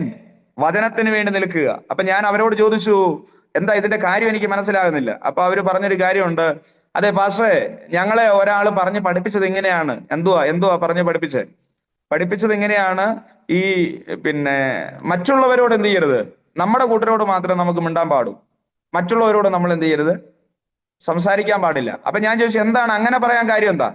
അപ്പൊ അവര് പറഞ്ഞത്, അവരോട് സംസാരിക്കാൻ നേരത്തെ അവരിലുള്ള ആ ഭൂതശക്തി, സാത്താന്യ ശക്തി ഇങ്ങനെ ഞങ്ങളിലേക്ക് വരുമെന്നാണ് ഒരാൾ പറഞ്ഞത്.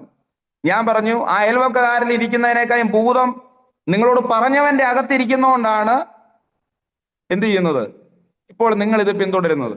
ഞാൻ അവരെ വചനം പറഞ്ഞ് ബോധ്യപ്പെടുത്തി. സ്തോത്രം. അയൽവക്കക്കാരനോട് മിണ്ടാതിരിക്കരുത്, അയൽവക്കക്കാരനോട് മിണ്ടണം.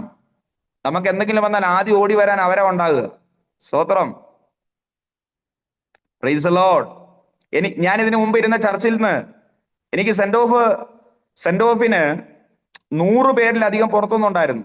ചർച്ചിൽ നിന്നുള്ളതല്ല, ചർച്ചിൽ 100 പേരിലധികം ഉണ്ട്, പ്ലസ് 100 പേര് പുറത്തുനിന്ന്. വാർഡിലെ മെമ്പർമാരുണ്ടായിരുന്നു, സ്കൂളിലെ ടീച്ചേഴ്സ് ഉണ്ടായിരുന്നു. സ്തോത്രം. ഒത്തിരി പേരുണ്ടായിരുന്നു. ആമേൻ. എന്താ കാര്യം എന്നറിയാവോ? ദേശവുമായിട്ടുള്ള ബന്ധം. ഞാൻ വിചാരിച്ചുകൊണ്ടിരിക്കുക, ഞാനൊരു പാസ്റ്ററല്ല, ഞാൻ എന്ത് ചെയ്യാം, ഞാൻ ഒരു പാസ്റ്റർ ആകുമ്പോൾ വെള്ളയും കറുപ്പൊക്കെ ഇട്ട് ബൈബിളൊക്കെ പിടിച്ചുകൊണ്ട് ഇങ്ങനെ ടൗണിലൂടെ നടക്കുക. ആരും നമ്മളെ മൈൻഡ് ചെയ്യില്ല. ഞാൻ ടീഷർട്ട് ഇട്ടാ പുറത്തു പോകുന്നത്. ആരും അംഗീകരിക്കാതിരിക്കുകയോ എന്നുള്ളതല്ല. കുറെ സുഹൃത്തുക്കളെ കിട്ടുന്നുണ്ട്, പ്രാർത്ഥനാ വിഷയങ്ങൾ കിട്ടുന്നുണ്ട്. മനസ്സിലായോ? നമ്മൾ ഈ സഭയ്ക്കകത്ത് അല്ലെങ്കിൽ നമ്മുടെ വലിയ കൂട്ടായ്മയ്ക്കൊക്കെ വന്ന് ഇന്നൊക്കെ ചെയ്ത് നല്ല പവറിൽ നിൽക്കുന്ന പോലെ പുറത്തേക്ക് ഇറങ്ങിയ ആളുകളൊക്കെ നമ്മിൽ നിന്ന് അകന്നു പോകും. കാസർഗോഡിൽ നിന്ന് പഠിച്ചാ ഞാനത്. കാസർഗോഡ് സൂക്ഷിക്കുമ്പോ ആദ്യത്തെ 3 വർഷം ആമീൻ സ്തോത്രം, അവിടെയുള്ള ആളുകൾ ഞങ്ങളെ മൈൻഡ് ചെയ്തില്ല. സ്തോത്രം. എന്താ കാര്യം എന്നറിയാവോ? ഇതാ കാര്യം. പക്ഷെ അവിടുന്ന് പിന്നെ പോന്നപ്പോ പിരിഞ്ഞു പോകാൻ പറ്റാത്ത നിലയിൽ ഒരു ബന്ധത്തിൽ ഇങ്ങോട്ട് വന്നേ. സ്തോത്രം. മനസ്സിലായോ? ഞാൻ പറഞ്ഞു വന്നത്, ആമേൻ, ഹൃദയശുദ്ധി ദൈവം ആഗ്രഹിക്കുന്നു, ഹൃദയശുദ്ധി. പക്ഷെ അതിനൊക്കെ ഒരു ദൈവവചനത്തിന് അടിസ്ഥാനമുണ്ട്. അടിസ്ഥാനമല്ലാത്ത ഓവർ വിശുദ്ധിക്കൊന്നും നമ്മൾ നിൽക്കരുത്. അങ്ങനെ വിശുദ്ധിക്ക് നിന്നവരൊന്നും ഇന്നില്ല. പക്ഷെ ദൈവത്തിൽ ആശ്രയിച്ച്, കൃപയിൽ ആശ്രയിച്ച്, വചനത്തിൽ ആശ്രയിച്ച് ഒരു ശുദ്ധീകരണം നമുക്കുണ്ടെങ്കിൽ, അങ്ങനെ ഒരു ശുദ്ധീകരണമാണ് നമുക്കുള്ളതെങ്കിൽ, ആമേ സ്തോത്രം, നമ്മുടെ ഹൃദയത്തെ ശുദ്ധീകരിപ്പാൻ കഴിയുന്ന ഒരു ദൈവം നമ്മോട് കൂടെയുണ്ട്. അപ്പോൾ ആമേ, സാത്താൻ ഏറ്റവും ആദ്യം കൈവശമാക്കുന്നത് നമ്മുടെ ഹൃദയമാണ്. അവിടെ അനന്യാസിനോട് പത്രോസ് ചോദിക്കുകയാണ്, കിട്ടിയതിൽ പാതി വില എടുത്തു വെക്കാൻ, അല്ലെങ്കിൽ അതിൽ നിന്ന് മോഷ്ടിക്കാൻ, വ്യാജം പറയാൻ നിന്റെ ഹൃദയത്തെ കൈവശമാക്കിയ എന്താ? ഞാൻ നിങ്ങളോട് പറയാം, ഞാനൊരു കാര്യം നിങ്ങളോട് പറയാം, വ്യാജം പറയരുത്. തല പോയെന്ന് പറഞ്ഞാലും നുണ പറയരുത്. സ്തോത്രം. എനിക്കൊരു കൃപയുണ്ട്. എന്താ ആരും നുണ പറഞ്ഞാൽ എനിക്ക് പെട്ടെന്ന് ക്ലിക്കാവും. അടുത്തൊരു ചോദ്യത്തിന് മുമ്പിൽ പിന്നെ ഇങ്ങോട്ട് സംസാരിക്കാൻ പറ്റില്ല. നുണ പറയരുത്, ബോഷ്ക് പറയരുത്. അല്പനേരത്തെ സുഖത്തിനു വേണ്ടി, അല്പം ആശ്വാസത്തിന് വേണ്ടി പ്രത്യേകിച്ച് നുണ പറഞ്ഞോ? ആരോടും നുണ പറയരുത്. പക്ഷേ പ്രാർത്ഥിക്കുന്നവനോട് നുണ പറഞ്ഞാൽ അതങ്ങനെ. പ്രാർത്ഥിക്കുന്ന ആരായാലും, അത് പാസ്റ്റർ ആകണമെന്നില്ല, അമ്മച്ചിയാകട്ടെ, അപ്പച്ചനാകട്ടെ, കുഞ്ഞാകട്ടെ, പ്രാർത്ഥനാ മുറിയിൽ ദൈവ ഭയത്തോടെ ഇരിക്കുന്നവനോട് നുണ പറയരുത്, വ്യാജം പറയരുത്. ആരോടും പറയരുത് കേട്ടോ, ആരോടും പറയരുത് വ്യാജം. ആമേൻ. അല്പം രക്ഷപ്പെടാൻ വേണ്ടിയിട്ട് പറയുന്ന വ്യാജം. ഞാൻ അന്ന് തുടങ്ങിയ ക്ലാസ്സിൽ എന്താ പറഞ്ഞെന്നറിയാവോ? പാത്രമില്ല എന്ന് പറഞ്ഞപ്പോൾ എണ്ണ നിന്നുപോയി. നിങ്ങൾക്ക് ഓർമ്മയുണ്ടോ? സ്തോത്രം. പാത്രമില്ല എന്ന് പറഞ്ഞപ്പോൾ എണ്ണ നിന്നുപോയി. ഇല്ല എന്നൊരു വാക്ക്. ആകാശം ദൈവം കിളിവാതിൽ തുറന്നാലും ഇങ്ങനൊരു സംഭവം നടക്കില്ല. എന്താ? ശമരിയുടെ പടിവാതിക്കൽ ഒരു ശേക്കലിനൊരു യവവും കോതമ്പം വിൽക്കില്ല. അവിടെ ദൂത് അടുത്തത് നീ കാണും, പക്ഷെ നീ എന്തെങ്കിലും അനുഭവിക്കുകയല്ല. കണ്ടില്ല, ആ ചെറിയൊരു അവിശ്വാസം. അബ്രഹാം ചെറിയ പക്ഷികളെ പുലർന്നില്ല, ചെറിയൊരു തെറ്റ്. അപ്പൊ നമ്മുടെ വ്യാജം പറഞ്ഞ് നമ്മൾ എന്ത് ചെയ്യരുത്, നമ്മുടെ അതരത്തെ മലിനമാക്കരുത്. ഓക്കെ, അതിനെക്കുറിച്ച് എനിക്ക് തോന്നുന്നേ അടുത്ത ഒന്ന് രണ്ട് ഇതിലുണ്ടെന്ന് തോന്നുന്നു, ഇതിനെക്കുറിച്ച് ഉണ്ട്. ഓക്കെ, ഞാൻ പറയാം. അപ്പം യെശയ്യാപ്രവചനം 14 അധ്യായം 14 വാക്യം നമ്മൾ പഠിക്കുമ്പോ അവിടെ ദൂതൻ സാത്താനായത് എങ്ങനെയാ? ദൂതൻ സാത്താനായത് എങ്ങനെയാ? അവൻ അവിടെ നമ്മൾ ഇങ്ങനെയാണ് വായിക്കുന്നത്, ദൈവത്തിന്റെ സിംഹാസനത്തിന് മേലായി ഞാൻ എന്ത് ചെയ്യും? അത് എവിടെ വന്ന ചിന്തയാ? ഹൃദയത്തിന്റെ അകത്ത്. ഹൃദയം എന്ത് ചെയ്തു? കഠിനപ്പെട്ടു പോയി, അഹങ്കാരം വന്നു, നിഗളം വന്നു. ആമേൻ. ചിന്തയിൽ പരാജയപ്പെട്ടവൻ ആരാ? സാത്താൻ. ചിന്തയിൽ പരാജയപ്പെട്ടവൻ ആരാ? സാത്താൻ. ചിന്തയിൽ പരാജയപ്പെട്ടവൻ, ആമേൻ, സ്തോത്രം, ചിന്ത കൊണ്ട് തന്നെയാണ് നമ്മെ എന്ത് ചെയ്യുന്നത്? പരാജയപ്പെടുന്നത്. നിങ്ങൾക്കതൊരു ദൂതായി ഒരു ഒരു ഒരു ഒരു വചനത്തിനകത്തൊരു മർമ്മമായിട്ട് നിങ്ങൾ ഏറ്റെടുക്കണം. അത് ചിന്ത കൊണ്ടാണ് സാത്താൻ പരാജയപ്പെട്ടത്, ദൂതൻ പരാജയപ്പെട്ട സാത്താനായത്. പക്ഷേ അങ്ങനെ സാത്താനായ സാത്താൻ എന്നെയും നിങ്ങളെയും ചിന്ത കൊണ്ടാണ് എന്ത് ചെയ്യുന്നത്? പരാജയപ്പെടുത്താൻ നോക്കുന്നത്. അതുകൊണ്ടാ 1 പത്രോസ് 5:7 നമുക്ക് എല്ലാവർക്കും മനപ്പാഠം എന്തുവാ?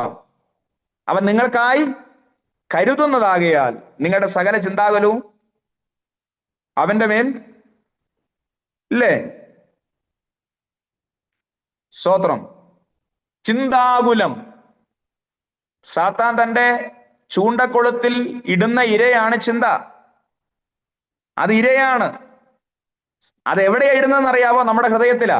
കാരണം അവൻ വീണു പോയത് തന്നെയാണ് നമ്മെയും വീഴ്ത്താൻ അവൻ ഉപയോഗിക്കുന്നത്. മനസ്സിലായോ? ഹൃദയം ശുദ്ധിയാകണം. എസ്കേൽ 36:26 വായിക്കുന്ന എങ്ങനെയാണ്? കല്ലായുള്ള ഹൃദയം മാറി മാംസമായുള്ളത്. സ്തോത്രം. ഹൃദയകാഠിന്യം മാറണം, കുറ്റബോധമില്ലായ്മ മാറണം, പാപബോധമില്ലായ്മ മാറണം. ഹൃദയം സോഫ്റ്റ് ആകുമ്പോഴാണ്, മാംസമാകുമ്പോഴാണ് കേൾക്കുന്ന വചനം നമുക്ക് ക്രിയ ചെയ്യുന്നത്, നമ്മോട് സംസാരിക്കുന്നത്. അപ്പോ ഹൃദയത്തിനകത്ത് വചനമാണ് നമ്മെ ശുദ്ധീകരിക്കുന്നത്. സങ്കീർത്തന പുസ്തകം 15 അധ്യായം 2 വാക്യത്തിൽ ഒരു വാക്യമുണ്ട്, നിങ്ങൾ ഹൃദയപൂർവ്വം എന്ത് ചെയ്യണം? സത്യം സംസാരിക്കണം. അതിന്റെ അർത്ഥം എന്താ? ഈ സത്യം സംസാരിക്കണമെന്ന് പറഞ്ഞാൽ പോരെ, പിന്നെ എന്തിനാ ഈ ഹൃദയപൂർവ്വം എന്ന് പറഞ്ഞ? സത്യം എന്ന് പറഞ്ഞാൽ ഹൃദയത്തിനകത്തുള്ളതാ, അതരത്തിലുള്ളതല്ല സത്യം, ഹൃദയത്തിനകത്തുള്ളതാ. അതുകൊണ്ട് സ്തോത്രം, കള്ളത്തരം പറഞ്ഞാൽ ഹൃദയത്തിന്റെ അകത്ത് മറ്റൊന്നാണ്, പറയുന്നത് മറ്റൊന്നാണെങ്കിൽ അവരുടെ മുഖത്തിന് വ്യത്യാസം ഉണ്ടാകും. അങ്ങനെയല്ലേ നമ്മൾ പിള്ളേരെയൊക്കെ പിടിക്കുന്നത്? അല്ലേ? നീ ആർക്കാടി ഫോൺ വിളിച്ചേ? നീ എവിടെയാടി പോയേ? സ്തോത്രം. അടുത്ത ചോദ്യം ചോദിക്കുമ്പോൾ അതിന് ഉത്തരവില്ല. മനസ്സിലായോ? അപ്പൊ നമ്മുടെ ഹൃദയത്തിനകത്തുള്ളത് നമ്മൾ അതരം കൊണ്ട് പറയാതിരിക്കുമ്പോൾ ഹൃദയം നമ്മെ ഇങ്ങനെ കുറ്റം വിധിച്ചുകൊണ്ടിരിക്കുകയാണ്. അതാണ് മുഖത്തിന് വളിപ്പുണ്ടാകുന്നത്. ഒരു സൈക്കിളിൽ നിന്ന് വീണ് ചിരിയും, അല്ലെങ്കിൽ ഒരു വല്ലാത്തൊരു പരുവമൊക്കെ വരുന്നത് എങ്ങനാ? സ്തോത്രം. ഇതാണ് സംഭവം. ഹൃദയത്തിനകത്തുള്ളത് അതരം കൊണ്ട് പറയാൻ പറ്റുന്നില്ല. ഹൃദയത്തിനകത്തുള്ളത് അതരം പറയുമ്പോഴാണ് അത് സത്യമായി മാറുന്നത്. അതുകൊണ്ട് ഹൃദയപൂർവ്വം സത്യം സംസാരിക്കണം. എന്നാൽ ഹൃദയത്തിനകത്തുള്ളത് എന്ത് ചെയ്യണം? സംസാരിക്കണം. സ്തോത്രം. 11 അധ്യായം 7 വാക്യം സങ്കീർത്തനത്തിൽ ഇങ്ങനെ വായിക്കുന്നു, നേരുള്ളവർ അവന്റെ മുഖം കാണും. നേരുള്ളവൻ. നേര് പറയണം. നേര് പറഞ്ഞാലേ ദൈവത്തെ കാണൂ. അതാണ് നേരുള്ളവൻ അവന്റെ മുഖം കാണും. ഇത് തന്നെയാണ് മത്തായി സുവിശേഷം 5:8 ഹൃദയശുദ്ധിയുള്ളവരാണ് ഭാഗ്യവാന്മാർ, അവർ ദൈവത്തെ കാണും. അത് സങ്കീർത്തനത്തിൽ എഴുതി വെച്ചിരിക്കുന്ന നേരുള്ളവർ അവന്റെ മുഖം കാണും. നേര് പറയണം, സത്യം സംസാരിക്കണം. യോഹന്നാൻ 1:47 എന്താ പറയുന്ന? യേശു നഥനിയേലിനെ കുറിച്ച് സാക്ഷ്യം പറഞ്ഞു. എന്താ സാക്ഷ്യം എന്നറിയാവോ? ഇവൻ സാക്ഷാൽ ഇസ്രായേലിയൻ, ഇവനിൽ കപടമില്ല. ഞാൻ ചോദിക്കട്ടെ, എത്ര പേരെ നോക്കി നമ്മുടെ കർത്താവ് ഇങ്ങനെ പറയും? നമ്മെ നോക്കിയിട്ട് പറയാണ്, സാക്ഷാൽ ഇസ്രായേലിയൻ, അല്ലെങ്കിൽ നമ്മളെ ചൊല്ലി നമ്മുടെ പേര് വിളിച്ചിട്ട് പറയാണ്, ഇവനിൽ കപടമില്ല, ഇവളിൽ കപടമില്ല. സ്തോത്രം. അതര ശുദ്ധീകരണം ദൈവം നമ്മെ കുറിച്ച് ആഗ്രഹിക്കുകയാണ്. 3-ാം അധ്യായം യാക്കോബിന്റെ ലേഖനം 3-ാം അധ്യായം 6-ാം വാക്യമൊക്കെ വായിക്കുമ്പോൾ ആമേൻ, ചെറിയ തീ വലിയ കാട് എന്ത് ചെയ്യുന്നു? കത്തിക്കുന്നു. ചെറിയ ചെറിയ വാക്കുകൾ, കപടമായ വാക്കുകൾ, നേരില്ലാത്ത വാക്കുകൾ, ബോഷ്കിൽ പ്രിയപ്പെടുന്നവർ ബോഷ്ക്ക് സംസാരിക്കുന്നത്. ആമേൻ, സ്തോത്രം. നമ്മുടെ അധരം ശുദ്ധീകരിക്കപ്പെടണം.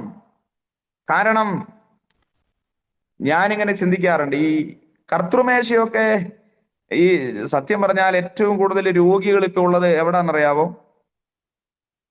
ജിസേജി ഇതൊക്കെ കട്ട് ചെയ്തിട്ട് അപ്ലോഡ് ചെയ്താൽ മതിയായിരിക്കും കേട്ടോ. സ്തോത്രം. ഓക്കെ. ഏറ്റവും കൂടുതൽ രോഗികൾ ഉള്ളത് നമ്മുടെ ഇടയിലാ. സ്കാൻ ചെയ്തിട്ടൊന്നും കാണുന്നില്ല.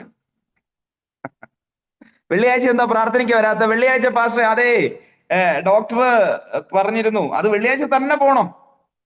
വ്യാഴാഴ്ച വീട്ടിലിരുന്നാലും പോവുകയല്ല, ശനിയാഴ്ച വീട്ടിലിരുന്നാലും വെള്ളിയാഴ്ച തന്നെ പോണം. സ്തോത്രം. ഞാൻ നിങ്ങളോട് പറയട്ടെ, സ്കാൻ ചെയ്തു, ഡോക്ടറെ അടുത്ത് റിസൾട്ട് കൊണ്ട് കൊടുത്തു. ഡോക്ടർ പറയാണ് ഒരു കുഴപ്പമില്ല, പക്ഷെ പ്രശ്നം മാറുന്നുണ്ടോ? പിന്നെയും കൊച്ചമ്മയ്ക്ക് തലവേദനയാ, പിന്നെയും കൊച്ചമ്മയ്ക്ക് നടുവേദനയാ, മരുന്ന് കഴിച്ചിട്ട് കുറയുന്നില്ല, കിഡ്നി അടിച്ചു പോവും, അവയവങ്ങൾ നശിച്ചു പോവും. അപാര ഡോസാ നിങ്ങൾ കഴിക്കുന്നത്. നിങ്ങൾ ശുദ്ധീകരണം പ്രാപിച്ചാൽ മാറാവുന്ന രോഗേ ഉള്ളൂ. ആമേൻ. സ്തോത്രം. ഞാൻ വചനം പങ്കുവയ്ക്കുന്ന ഇത് ഞാൻ ഈ ക്ലാസ് ആയതുകൊണ്ട് ഞാൻ ഇങ്ങനെ ചർച്ചിനകത്തൊക്കെ പറയുമ്പോൾ കുറച്ചുകൂടെ കട്ടിയായിട്ട് ഞാൻ പറയൂ. കാര്യം എന്താണെന്ന് വെച്ചിട്ടുണ്ടെങ്കിൽ, ഞാൻ എപ്പോഴും പറയാറുണ്ട്, ഞാൻ ഇപ്പൊ ഇരിക്കുന്ന ചർച്ചിലും പറയാറുണ്ട്. സ്തോത്രം. ഞാൻ ഇവിടുത്തെ കാശ് കണ്ടോ, ഇവിടെയുള്ള ആളുകളെ കണ്ടോ, അല്ലെങ്കിൽ കൂടുതൽ ദശാംശം തരുന്ന അവരെ കൂടുതൽ സ്നേഹിച്ചൊന്നും ഞാനിവിടെ ഇരിക്കാൻ വന്ന ആളല്ല. ഇവിടെ അല്ലെങ്കിൽ വേറൊരു സഭ എനിക്കുണ്ട്. സ്തോത്രം. അതുകൊണ്ട് സ്കാനിങ്ങിൽ തെളിയില്ല സാത്താന്റെ ബന്ധനം. നമ്മുടെ അതരശുദ്ധി ഇല്ലാതെ നമ്മൾ പറഞ്ഞു പോയതിനാൽ നമ്മൾ കെട്ടപ്പെട്ടത്, നമ്മൾ ബന്ധിക്കപ്പെട്ടത് ഇവിടെ ഏത് മിഷനിലാ തെളിയുക? ഒരിടത്തും തെളിയില്ല. നമ്മുടെ കാശ് പോകുകയല്ലാതെ, ചർച്ചിൽ 5 പൈസ കൊടുക്കുകയല്ല, ഡോക്ടർമാർക്ക് എത്ര വേണേലും കൊടുക്കും. സ്തോത്രം. അത് പോട്ടെ, അതെന്റെ വിഷയമല്ല. ആമേൻ. അപ്പൊ നമ്മുടെ അതര ശുദ്ധിയാകണം. നമ്മള് ഈ ശുദ്ധിയില്ലാത്ത അതരം കൊണ്ട് നമ്മൾ വീണ്ടും ശിക്ഷാവിധിക്ക് കാരണമായി തീരുകയാണ്. സ്തോത്രം. എനിക്ക് ചർച്ചിനകത്ത് കയറി വരുമ്പോ അറിയാം എങ്ങനെ കയറി വരുന്നത്. എവിടെയും സ്തോത്രം. ഹല്ലേലൂയ. സ്തോത്രം. ചിലർക്ക് മുഖം കൊടുക്കുകയല്ല, ചിലർക്ക് കൈ കൊടുക്കുകയല്ല. ആമേൻ. ചിലരെ കണ്ടാൽ കാണാത്ത പോലെ, പക്ഷെ ഇവരും ആരാധിക്കുന്നുണ്ട്. എങ്ങനെ ബന്ധിക്കപ്പെടാതിരിക്കും? എങ്ങനെ ബന്ധിക്കപ്പെടാതിരിക്കും? സ്തോത്രം. കർത്തൃമേശ എടുത്താലും ഇവര് കഴിക്കും, പക്ഷെ വിശുദ്ധീകരണം കൊടുക്കുകയല്ല. സെലക്റ്റീവ് ആയിട്ടുള്ള ആളുകൾക്ക് മാത്രമേ കൊടുക്കുകയുള്ളൂ. സ്തോത്രം. നിങ്ങളുടെ ബന്ധനങ്ങൾ മുറുകിപ്പോകാതിരിക്കേണ്ടതിന് നിങ്ങൾ പരിഹാസികളാകരുത്. നമ്മൾ സത്യം പറഞ്ഞാൽ ദൈവത്തെ പരിഹസിക്കുക ഈ വിഷയത്തില്. നമ്മൾ വേഷം കെട്ടുക പലപ്പോഴും. നമ്മുടെ ശുദ്ധീകരണത്തെ ചൊല്ലി നമ്മൾ മറ്റാരും നമ്മളെ കുറ്റം വിധിക്കും. നമുക്കൊരു മനസാക്ഷി ഉണ്ടല്ലോ, ദൈവമായിട്ട് നമുക്കൊരു ബന്ധമുണ്ടല്ലോ. ആരും എന്തും നമ്മളെ കുറിച്ച് പറയട്ടെ പ്രിയരെ, നമുക്ക് ദൈവമായിട്ടൊരു ബന്ധം ഉണ്ടാകണം. ആ ദൈവമായിട്ട് ബന്ധപ്പെടാനായിട്ട് ദൈവം എനിക്ക് തന്ന ഏറ്റവും നല്ല ഗിഫ്റ്റ് ഞാൻ ശുദ്ധീകരണം പ്രാപിക്കുക എന്നുള്ളതാണ്. സ്തോത്രം. നമ്മുടെ അതരം പരിജ്ഞാനം സൂക്ഷിക്കണം. വാക്കുകളിലെ പരിജ്ഞാനം ദൈവം ആഗ്രഹിക്കുന്നു. ഹൃദയം ശുദ്ധിയുള്ളതാണെങ്കിൽ നമ്മുടെ വാക്കുകളിൽ പരിജ്ഞാനം ഉണ്ടാകും. സ്തോത്രം. ഗലാത്യ ലേഖനം 5-ാം അധ്യായം 19-ാം വാക്യത്തിലെ പ്രവർത്തികളെ നമുക്കറിയാം അല്ലെ? അവിടെ പ്രവർത്തികൾ, എന്നാൽ അതിനുശേഷം ആത്മാവിന്റെ ഫലങ്ങളുണ്ട്. ആത്മാവിന്റെ ഫലങ്ങൾ കൊണ്ട് ജഡത്തിലെ പ്രവൃത്തികളെ നമ്മൾ എന്ത് ചെയ്യാണ്? ശുദ്ധീകരണം പ്രാപിക്കുകയാണ് അതിലൂടെ. 1 തെസ്സലോനിക്കർ 4:3-7 അവിടെ നമ്മൾ ഇങ്ങനെ വായിക്കുന്നത്, ദൈവത്തിന്റെ ഇഷ്ടമോ നമ്മുടെ ശുദ്ധീകരണം തന്നെ. ദാവീദ് പ്രാർത്ഥിച്ചപ്പോൾ ഇങ്ങനെ പ്രാർത്ഥിച്ചത്, 51-ാം അധ്യായം സങ്കീർത്തനം, നിർമ്മലമായ ഹൃദയം എന്നിൽ സൃഷ്ടിച്ച് സ്ഥിരമായ ആത്മാവിനെ. അപ്പൊ അതിന്റെ അർത്ഥം എന്നാ? പഴയ നിയമത്തിൽ ഒരു ഭക്തൻ പ്രാർത്ഥിക്കുകയാണ്, നിർമ്മലമായ ഹൃദയം എന്നിൽ സൃഷ്ടിച്ച് സ്ഥിരമായ ആത്മാവിനെ പകരണമേ. അപ്പൊ സ്ഥിരമായ ആത്മാവ് അല്ലാത്ത ആത്മാവ് ഉണ്ടെന്നല്ലേ അതിന്റെ അർത്ഥം? ഹലോ, വന്നു പോകുന്ന ആത്മാവ്, അത് പഴയ നിയമത്തിലാ. വന്നു പോകുന്ന ആത്മാവ്. അപ്പൊ പഴയ നിയമത്തിൽ വന്നു പോകുന്ന ആത്മാവായിരുന്നു. എന്നേക്കും കൂടെയിരിക്കുന്ന ആത്മാവില്ല, അല്ലേ? എന്നേക്കും കൂടെ ഇരിക്കുന്ന ആത്മാവ് വന്നത് കർത്താവ് പോയി അയച്ച ആത്മാവാ. മനസ്സിലായോ? അപ്പോ വന്നു പോകുന്ന ആത്മാവ്, വന്നു പോകുന്ന ആത്മാവിനെ അല്ല ഞാനും നിങ്ങളും പ്രാപിച്ചിരിക്കുന്നത്, നിലനിൽക്കുന്ന ആത്മാവിനെയാണ്. അപ്പൊ ഞാൻ ചോദിക്കട്ടെ, പഴയ നിയമത്തിൽ ഈ വന്നു പോകുന്ന ആത്മാവുണ്ട്, പക്ഷെ പുതിയ നിയമത്തിൽ എന്നേക്കും നിലനിൽക്കുന്ന ആത്മാവിനെയാണ്. പക്ഷെ നമ്മളിൽ പലരും പുതിയ നിയമത്തിൽ ജീവിച്ച് പഴയ നിയമം ആചരിക്കുന്നവരായി മാറിയിരിക്കുകയാണ്. എന്താ കാര്യം? എന്താ കാര്യം? ആലയത്തിൽ വരുമ്പോ ആത്മാവുണ്ട്, ജോലി സ്ഥലത്ത് ആത്മാവില്ല. ഹലോ, കോട്ടയം മീറ്റിംഗിൽ ഉപവാസ പ്രാർത്ഥന ആത്മാവുണ്ട്, കോളേജിലും സ്കൂളിലും ആത്മാവില്ല. ചിലർക്ക് നാട്ടിൽ ആത്മാവുണ്ട്, വീട്ടിൽ ആത്മാവില്ല. പുറത്തിറങ്ങിയിട്ടുണ്ടെങ്കിൽ അച്ചായന്റെ സ്വഭാവം എന്ത് സുന്ദരവാ, പൊന്നുംകുടം പോലത്തെ അച്ചായൻ. വീട്ടിനകത്തോ എന്റെ പൊന്നോ, ഭാര്യയ്ക്കും മക്കൾക്കും നിക്കക്കള്ളിയില്ല. പറഞ്ഞു പറഞ്ഞു മടുത്തു. കർത്താവിനോട് പറഞ്ഞു, പാസ്റ്ററോട് പറഞ്ഞു, അയൽവക്കക്കാരോട് പറഞ്ഞു, ഒരു രക്ഷയില്ല. ബാക്കി കർത്താവിനോട് പറഞ്ഞിട്ടില്ല കേട്ടോ, ബാക്കി എല്ലാവരോടും പറഞ്ഞു. ഇതാ മാറ്റമില്ലാത്തത്. സ്തോത്രം. പറയേണ്ടവനോട് ആദ്യം പറയണം, അവിടെ പരിഹാരമുണ്ട്. ഞാൻ പറഞ്ഞു വന്നത്, വന്നു പോകുന്ന ആത്മാവിനെ അല്ല ദൈവം നമുക്ക് തന്നത്.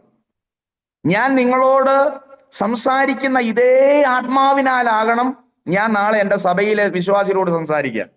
ഇതേ ആത്മാവിലാകണം എൻ്റെ ഭാര്യയോടും മക്കളോടും ഞാൻ സംസാരിക്കുക.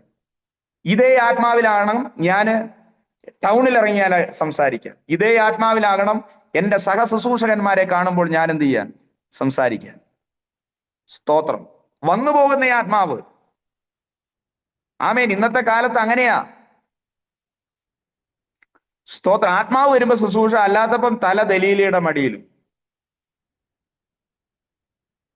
കാരണം ആത്മാവ് വരുമ്പോ പോയാൽ മതി, അതുവരെ കിടന്നുറങ്ങിയെന്ന് പറഞ്ഞ് കുഴപ്പമൊന്നുമില്ല. ലോകം ലാളിക്കുന്നുണ്ട്, ലോകം മയക്കുന്നുണ്ട്, ലോകം ഉറക്കുന്നുണ്ട്. ഓ, എന്തൊരു സുഖമാ. പക്ഷെ ആത്മാവ് വരുമ്പോ അമ്പോ, ഇവനെ പോലെ വിശുദ്ധി. സ്തോത്രം. ഒരച്ചായൻ പ്രസംഗിക്കാൻ കഴിയും. ഇങ്ങനെ മുമ്പുള്ള ദൈവാസന്മാരെല്ലാം പ്രസംഗിച്ച് കേട്ടതാണ്. സ്തോത്രം. ഭാര്യയെ ചെന്നെന്നാ പറഞ്ഞേ. ഈ അച്ചായന്മാർക്ക് ഇടയ്ക്കൊക്കെ ചില സഭകളിൽ അവസരം കൊടുക്കുമല്ലോ, ഞാനും കൊടുക്കും. എനിക്കിഷ്ടമാ. ആളുകൾ വളരണം, ആളുകള് വചനത്തിൽ പക്വത പ്രാപിക്കണം. സ്തോത്രം. ഇങ്ങനെയാണ് കേട്ടിട്ടുള്ളത്. ഈ അച്ചായൻ സ്റ്റേജിൽ കയറിയ പിന്നെ പ്രസംഗം എന്ന് പറഞ്ഞാൽ സ്നേഹിക്കണം, കരുതണം, നമ്മള് ഭാര്യയെ സ്നേഹിക്കണം, മക്കളെ സ്നേഹിക്കണം, പാസ്റ്ററെ സ്നേഹിക്കണം, നമ്മൾ അങ്ങനെ ചെയ്യണം, ഇങ്ങനെ ചെയ്യണം. ഒരച്ചായൻ ആന്റി കലവും ചട്ടിയും സോപ്പും ചീപ്പൊക്കെ ആയിട്ട് വന്നെന്നാ പറഞ്ഞു പുൾപിറ്റിലേക്ക്. അച്ചായൻ ഇവിടെ നിൽക്കുമ്പോഴാണ് അച്ചായൻ നല്ല മനുഷ്യനാണ്, അതുകൊണ്ട് ഇവിടെ തന്നെ നിന്നോളാൻ പറഞ്ഞു. നമ്മൾ ചില സന്ദർഭങ്ങളിൽ നല്ലവരാ, പക്ഷേ ചില വിഷയങ്ങൾ വരുമ്പോ, ചില പ്രതിസന്ധികൾ ജീവിതത്തിൽ വരുമ്പോ നമുക്ക് എന്ത് ചെയ്യാൻ പറ്റുന്നില്ല, അതിനെ ജയിക്കാനായിട്ട് നമുക്ക് കഴിയുന്നില്ല. അപ്പൊ നിർമ്മലമായ ഹൃദയം എന്നിൽ സൃഷ്ടിച്ച സ്ഥിരമായ ആത്മാവിനെ. അപ്പൊ ആദ്യം നല്ല ഹൃദയം വേണം, പിന്നെ ആത്മാവിനെ ചോദിക്കേണ്ടത്. മനസ്സിലായോ? ആമീൻ. വന്നു പോകുന്ന ആത്മാവിനെ അല്ല, സ്ഥിരതയുള്ള ആത്മാവിനെ. സ്ഥിരതയുള്ള ആത്മാവിനെ. വന്നു പോകുന്ന ആത്മാവ് നമ്മെ ദുഃഖിപ്പിക്കും, വന്നു പോകുന്ന ആത്മാവ് നമ്മെ തകർത്ത് കളയും. പക്ഷെ സ്ഥിരതയുള്ള ആത്മാവാണ് നമുക്ക് വേണ്ടത്.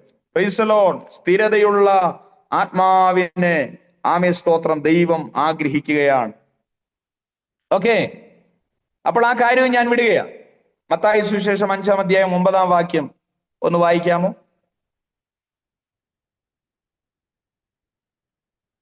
ആരെങ്കിലും ഒരാള്?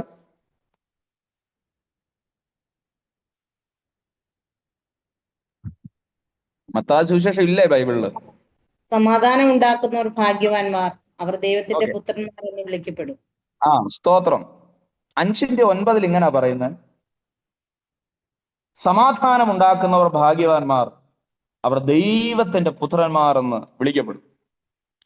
ആമേൻ. ഞാനൊരു കാര്യം നിങ്ങളോട് പറയട്ടെ, ദൈവം നമ്മിൽ നിന്ന് ആഗ്രഹിക്കുന്നത്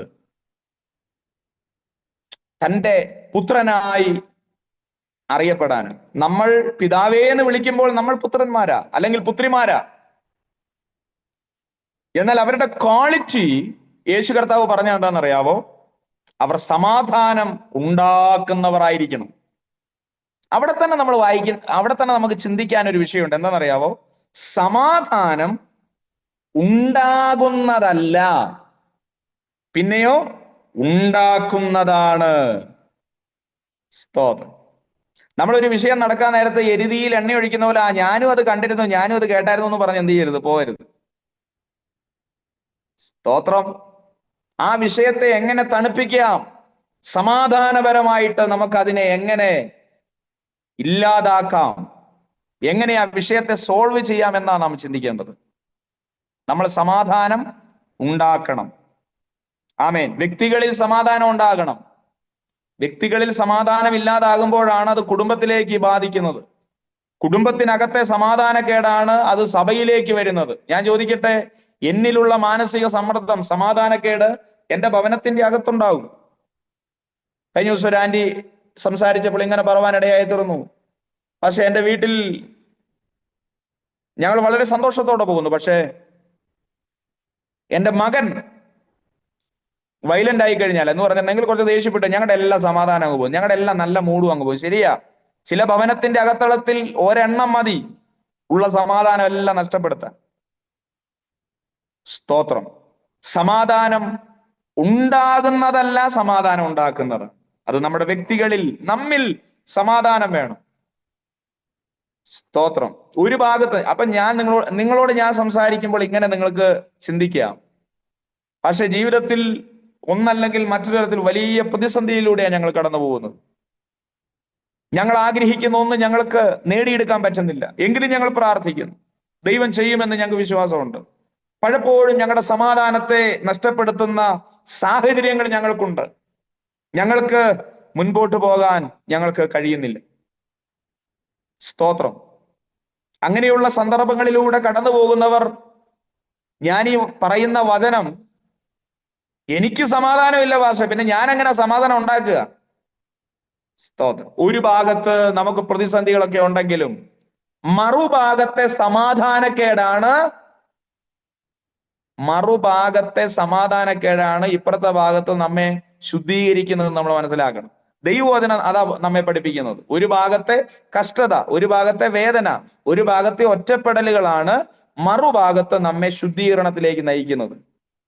നിങ്ങൾക്കത് ബോധ്യപ്പെടുന്നുണ്ടോ? ഞാനൊരു ദിവസം, എനിക്ക് തോന്നുന്നു കഷ്ടത എന്ന വിഷയത്തെക്കുറിച്ച് ഒരു ദിവസം ഞാൻ ദൈവവചനം പങ്കുവെച്ചിരുന്നു. എനിക്ക് തോന്നുന്നു ഇതിന്റെ മുമ്പല്ല, അതിന്റെ മുമ്പ് ലാസ്റ്റ് ഞാൻ പ്രസംഗിച്ച പ്രസംഗം അതായിരുന്നു. കഷ്ടത, സഹിഷ്ണുതയും സഹിഷ്ണു സിദ്ധതയും അതൊക്കെ പറഞ്ഞ് നിങ്ങൾക്ക് ചിലർക്കെങ്കിലും ഓർമ്മയുണ്ടെന്ന് ഞാൻ കരുതുകയാണ്. സ്തോത്രം. ഓക്കെ. അതൊക്കെ വലഞ്ഞുപോയ എന്ന് പറഞ്ഞ് ജീവിതത്തിൽ പ്രതീക്ഷയില്ലാതിരിക്കുന്ന പെന്തക്കോസുകാരന് ഉള്ള ദൂതുകളായിരുന്നു ആ വചനങ്ങളെല്ലാം. കാരണം അത്രയും മർമ്മം അതിനകത്തുണ്ട്. കാരണം ഇന്നത്തെ കാലത്ത് സമൃദ്ധിയുടെ സുവിശേഷം പ്രസംഗിക്കുമ്പോൾ ഇന്ന് അതൊന്നും ജനത്തിന് വേണ്ട. കാരണം ആർക്കും ഈ സമൃദ്ധി പറഞ്ഞ് പ്രസംഗിക്കുന്നവന് സമൃദ്ധി ഉണ്ടാകുക അല്ലാതെ കേൾക്കുന്നവർ ഒരു സമൃദ്ധിയില്ല. അതുകൊണ്ട് അങ്ങനെയുള്ളവരൊക്കെ മടുത്തു. അവരിപ്പോ പറയുന്ന, കർത്താവേ ഞങ്ങൾക്ക് യഥാർത്ഥ വചനം മതി.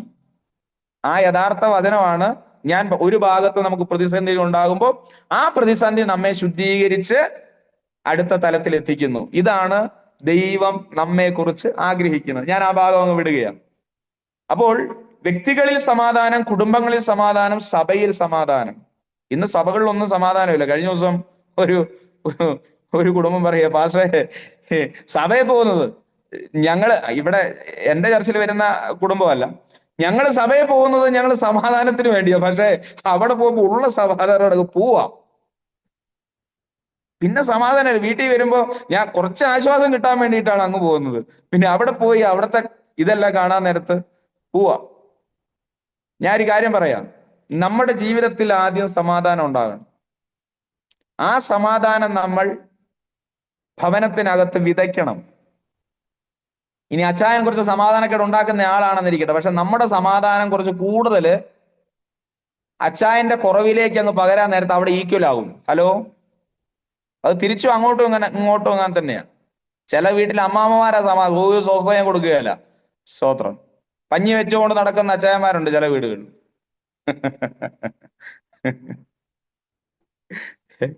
ഒരു കലവില പറഞ്ഞ് സ്തോത്രം.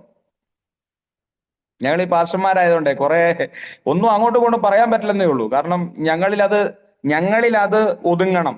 ഞങ്ങളുടെ പ്രാർത്ഥനാ മുറിയിൽ പ്രാർത്ഥിക്കാൻ അവർ പറയുന്ന. ചില വീട്ടിൽ അച്ചായന്മാര് സ്വസ്ഥക്കേട് ഉണ്ടാക്കും, ചില വീട്ടിൽ അമ്മാവന്മാര് സ്വസ്ഥക്കേട് ഉണ്ടാക്കും. എല്ലാം കണക്കാം. ഇവർ രണ്ടുപേരും ഗുണപ്പെട്ടവരാണെങ്കിൽ മക്കളായിരിക്കും സ്വസ്ഥക്കേട് ഉണ്ടാക്കുന്നത്. സ്തോത്രം. എത്ര മക്കൾ എൻ്റെ അടുത്ത് പറഞ്ഞിട്ടുണ്ടെന്ന് അറിയാം, എന്റെ പൊന്നു പാസ്റ്ററെ വീട്ടിനകത്ത് പ്രാർത്ഥിക്കാൻ പോലും പറ്റുന്നില്ല. ഇന്നാള് ഒരു മോൻ പറഞ്ഞത് എങ്ങനെയാണ്, എന്റെ പരീക്ഷയ്ക്ക് പോലും പഠിക്കാൻ പറ്റുന്നില്ല അങ്കിളെ. എന്റെ അമ്മയുടെ സീരിയല് കാണുന്നത് 6 മണിക്ക് അമ്മ തുറന്നു വെച്ച 10 മണി വരെ അപ്പന് ഭക്ഷണം വെച്ചേക്കും, അവിടെ എടുത്തു വെച്ചേക്കും. എന്നിട്ട് ആദ്യം തന്നെ പറഞ്ഞിട്ടുണ്ട്, ചേട്ടാ വന്നിട്ടുണ്ടെങ്കിൽ ഞാൻ ഇത് കണ്ടോണ്ടിരിക്കുകയായിരിക്കും, അതുകൊണ്ട് ഞാൻ നിങ്ങൾക്കുള്ള ഭക്ഷണമൊക്കെ എടുത്ത് 6 മണിക്ക് മുമ്പേ വെച്ചിട്ടുണ്ട്, കാരണം അതിന്റെ ഇടയ്ക്ക് പോകാൻ പറ്റില്ല. എന്റെ പൊന്നങ്കിളെ പഠിക്കാൻ പോലും പറ്റുന്നില്ലെന്ന്. ഇത് അങ്ങ് തുറന്ന് വെച്ചേക്കുമല്ലേ. സ്തോത്രം. ഇടയ്ക്ക് ഉപവാസ പ്രാർത്ഥന വരുമ്പോ നാട്ടുകാർ ചോദിക്കും, ഇന്നലെ ഇവിടെ മുഴങ്ങിയ ശബ്ദം ഇന്നത്തെ ശബ്ദവും തമ്മിൽ എന്താ ഒരു താരതമ്യം ചെയ്യുമ്പോൾ നാട്ടുകാർക്ക് ഓർക്കും മനസ്സിലാവുന്നില്ല. സ്തോത്രം. സമാധാനം ഉണ്ടാകണമെങ്കിൽ, സമാധാനം നമുക്കുണ്ടെങ്കിൽ മാത്രമേ അത് വിതയ്ക്കാൻ പറ്റത്തുള്ളൂ. വീട്ടിനകത്ത് സമാധാനക്കേട് ഉണ്ടാക്കുന്ന ഒരു പരിപാടി എന്ത് ചെയ്യരുത്. സ്തോത്രം. അതുകൊണ്ട് ഇത് പിന്നെ ഇടയ്ക്കൊക്കെ ഈ ആത്മീയ ബോധം വരുമ്പോഴാണ്, കുറച്ച് മാനസാന്തരം വരുമ്പോഴാണ് കറണ്ട് പോകുമ്പോഴെങ്കിലും പ്രാർത്ഥിക്കാന്നൊരു മനസ്സ് വരുന്നത്. കറണ്ട് പോകുമ്പോൾ പ്രാർത്ഥിക്കാൻ വേണ്ടി പായിട്ടപ്പോഴാണ് മക്കളെ കറണ്ട് വന്നു. പിന്നെയുള്ള വേവലാതി ആവലാതി 117 സങ്കീർത്തനം വേണ്ട, ഞാനങ്ങ് പറയുന്നില്ല, ഞാനങ്ങ് വിടുക. സ്തോത്രം. മനസ്സിലായല്ലോ. 117 സങ്കീർത്തനം വായിച്ച് അങ്ങ് അവസാനിപ്പിക്കുക. അമ്മയാണ് ലീഡ് ചെയ്യുന്നത്. സ്തോത്രം. ചില മക്കൾക്ക് അത് ഇഷ്ടമാ. അവസാനം ഈ അമ്മയൊക്കെ എയറി കയറ്റും മക്കള്, വായുവിൽ നിൽക്കേണ്ട വരും ഇന്ന് വില കൊടുത്തില്ലെങ്കിൽ. സ്തോത്രം. നമ്മുടെ കർണരസമാകുമാറ് കേൾക്കാനും ഹൃദയത്തിനകത്ത് ലോകപരമായി സന്തോഷം കയറ്റാനും നീ ശ്രമിച്ചാൽ കുടുംബത്തിനകത്ത് സമാധാനം വാഴില്ല. കുടുംബ പ്രാർത്ഥനയുടെ സമയത്ത് അമ്മായിയമ്മയും മരുമോളും തമ്മിലുള്ള യുദ്ധമാണ് നീ കണ്ടുകൊണ്ടിരിക്കുന്നതെങ്കിൽ നിന്റെ മക്കളിലൂടെ നീ അത് അനുഭവിക്കേണ്ടി വരും. ആത്മീയ ലോകത്തോടാണ് ഞാൻ വിളിച്ചു പറയുന്നത്. ഈ സൂം പ്ലാറ്റ്ഫോമിലുള്ളവരോട് ഉള്ള ഒരു ദൂതായിട്ടൊന്നുമല്ല ഞാൻ പറയുന്നത്, ആത്മീയ ലോകത്തോട് ഞാൻ വിളിച്ചു പറയുകയാണ്. കുടുംബ പ്രാർത്ഥനാ സമയത്ത് സ്തോത്രം, നീ അതും ഇതും കണ്ടുകൊണ്ടിരുന്നാൽ സംഭവിക്കുന്നത് നിന്റെ തലമുറകൾ, എന്തായാലും നല്ല മെസ്സേജ് ഒന്നും ഇതൊന്നും തരുന്നില്ലെന്ന് എനിക്ക് തോന്നുന്നത്. സ്തോത്രം. നല്ല മെസ്സേജ് ഒന്നും അത് തരുന്നില്ല.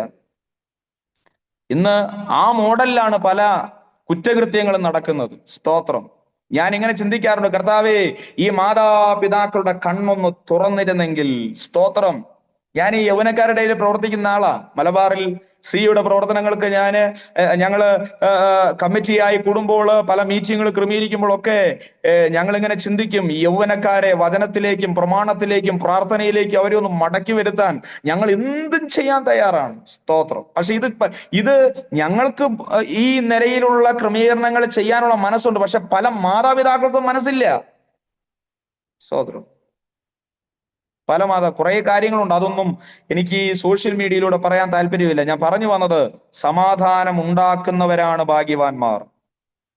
ആമേൻ. അതുകൊണ്ടാണ് യോഹന്നാന്റെ സുവിശേഷം 14-ാം അധ്യായം 17-ാം വാക്യത്തിൽ ഇങ്ങനെ കാണുന്നത്, ഞാൻ എൻ്റെ സമാധാനം നിങ്ങൾക്ക് തരുന്നു, അത് ലോകം തരുന്നത് പോലെയല്ല. അപ്പൊ ലോകത്തിനും സമാധാനം തരാനായിട്ട് കഴിയും. യാക്കോബിന്റെ ലേഖനം 3-ാം അധ്യായം 17-18 വാക്യങ്ങളിൽ വായിക്കുന്നു. അതൊന്ന് വായിച്ച് സഹായിക്കാമോ? യാക്കോബിന്റെ ലേഖനം 3-ാം അധ്യായം അതിന്റെ 17-18 യാക്കോബിന്റെ ലേഖനം 3-ാം അധ്യായം. ഉയരത്തിലുള്ളതല്ല, ഉയരത്തിൽ നിന്നുള്ള ജ്ഞാനമോ ഒന്നാമത് നിർമ്മലവും, പിന്നെ സമാധാനവും ശാന്തതയും അനുസരണമുള്ളതും കരുണയും സൽഫലവും നിറഞ്ഞതും പക്ഷപാതവും കപടവും ഇല്ലാത്തതും അതുമാകുന്നു. ഓക്കെ, 17-ാം വാക്യം ഇങ്ങനെയാ പറയുന്നത്: ഉയരത്തിനുള്ള ജ്ഞാനവും ഒന്നാമത് നിർമ്മലവും, പിന്നെ സമാധാനവും ശാന്തതയും അനുസരണമുള്ളതും. കണ്ടില്ലേ, അവിടെ ഉയരത്തിൽ നിന്നുള്ള ജ്ഞാനം, അത് ഭവനത്തിന്റെ അകത്തളത്തിൽ വെളിപ്പെടുമ്പോൾ ഉണ്ടാകുന്നതാണ് സമാധാനം. ആമേ. സമാധാനം നഷ്ടപ്പെടാനുള്ള കാര്യം എന്നാ? സമാധാനം നഷ്ടപ്പെടാനുള്ള കാര്യം എന്നാ? ഞാൻ ഈ ദൈവവചനം പഠിച്ചു വന്നപ്പോൾ എനിക്ക് മനസ്സിലായ 1-2 കാര്യങ്ങൾ ഞാൻ നിങ്ങളോട് പറയാം. നിങ്ങളിത് വളരെ ശ്രദ്ധിച്ച് കേൾക്കണം. എന്താണ് നമ്മുടെ ജീവിതത്തിൽ സമാധാനം നഷ്ടപ്പെടാനുള്ള കാരണം? ഒന്നാമത്തെ കാരണം ഞാൻ പറയുന്നത്, പഴയ നിയമത്തിൽ നിന്ന് ഞാൻ 1-2 വാക്യങ്ങൾ എടുക്കുകയാണ്. അവിടെ ന്യായാധിപന്മാരുടെ പുസ്തകം 6-ാം അധ്യായം 1-ാം വാക്യം നമ്മൾ വായിക്കുമ്പോൾ, 1 മുതലുള്ള വാക്യം നിങ്ങൾ നോട്ട് ചെയ്യുന്നവർ ഒന്ന് നോട്ട് ചെയ്ത് വെച്ചാൽ മതി. ന്യായാധിപന്മാരുടെ പുസ്തകം 6, അത് അതിൽ എടുത്തവരൊന്ന് ജസ്റ്റ് ഒന്ന് അതിന്റെ ആദ്യത്തെ 1-2 വാക്യങ്ങൾ ഒന്ന് വായിച്ച് സഹായിച്ചത് നന്നായിരുന്നു. കാരണം ഇതൊരു പഠനവേദിയും കൂടി ആയതുകൊണ്ട് ഞാനിങ്ങനെ, ഒന്നാമത് സ്പീഡ് കൂടുതലാന്ന് എനിക്കറിയാം. അപ്പൊ ഇത് പിന്നെ പഠനവേദി ആകുമ്പോൾ ഇടയ്ക്കൊന്ന് വായിക്കുമ്പോൾ 6-ന്റെ 1, ന്യായാധിപന്മാർ 6-ന്റെ 1. ഇസ്രായേൽ മക്കൾ പിന്നെയും യഹോവയ്ക്ക് അനിഷ്ടമായുള്ളത് ചെയ്തു. യഹോവ അവരെ 7 സംവത്സരം മിദ്യാന്റെ കയ്യിൽ ഏൽപ്പിച്ചു. ഓക്കെ ആന്റി, അത് വാക്യം കളയരുത്. സമാധാനം നഷ്ടപ്പെടാനുള്ള ഒന്നാമത്തെ കാരണം എന്ന് പറഞ്ഞാൽ യഹോവയ്ക്ക് അനിഷ്ടമായുള്ളത് ചെയ്യുക എന്നുള്ളതാണ്. ദൈവത്തിന് ഇഷ്ടമില്ലാത്ത ചെയ്താൽ നമുക്ക് എന്തുണ്ടാവുകയില്ല? സമാധാനം ഉണ്ടാവുകയില്ല. കാരണം ദൈവത്തിന് ഇഷ്ടമില്ലാത്തത് ചെയ്താൽ നമുക്ക് സമാധാനം ഉണ്ടാകുകയില്ലെന്ന് പറയാനുള്ള അറിയാം.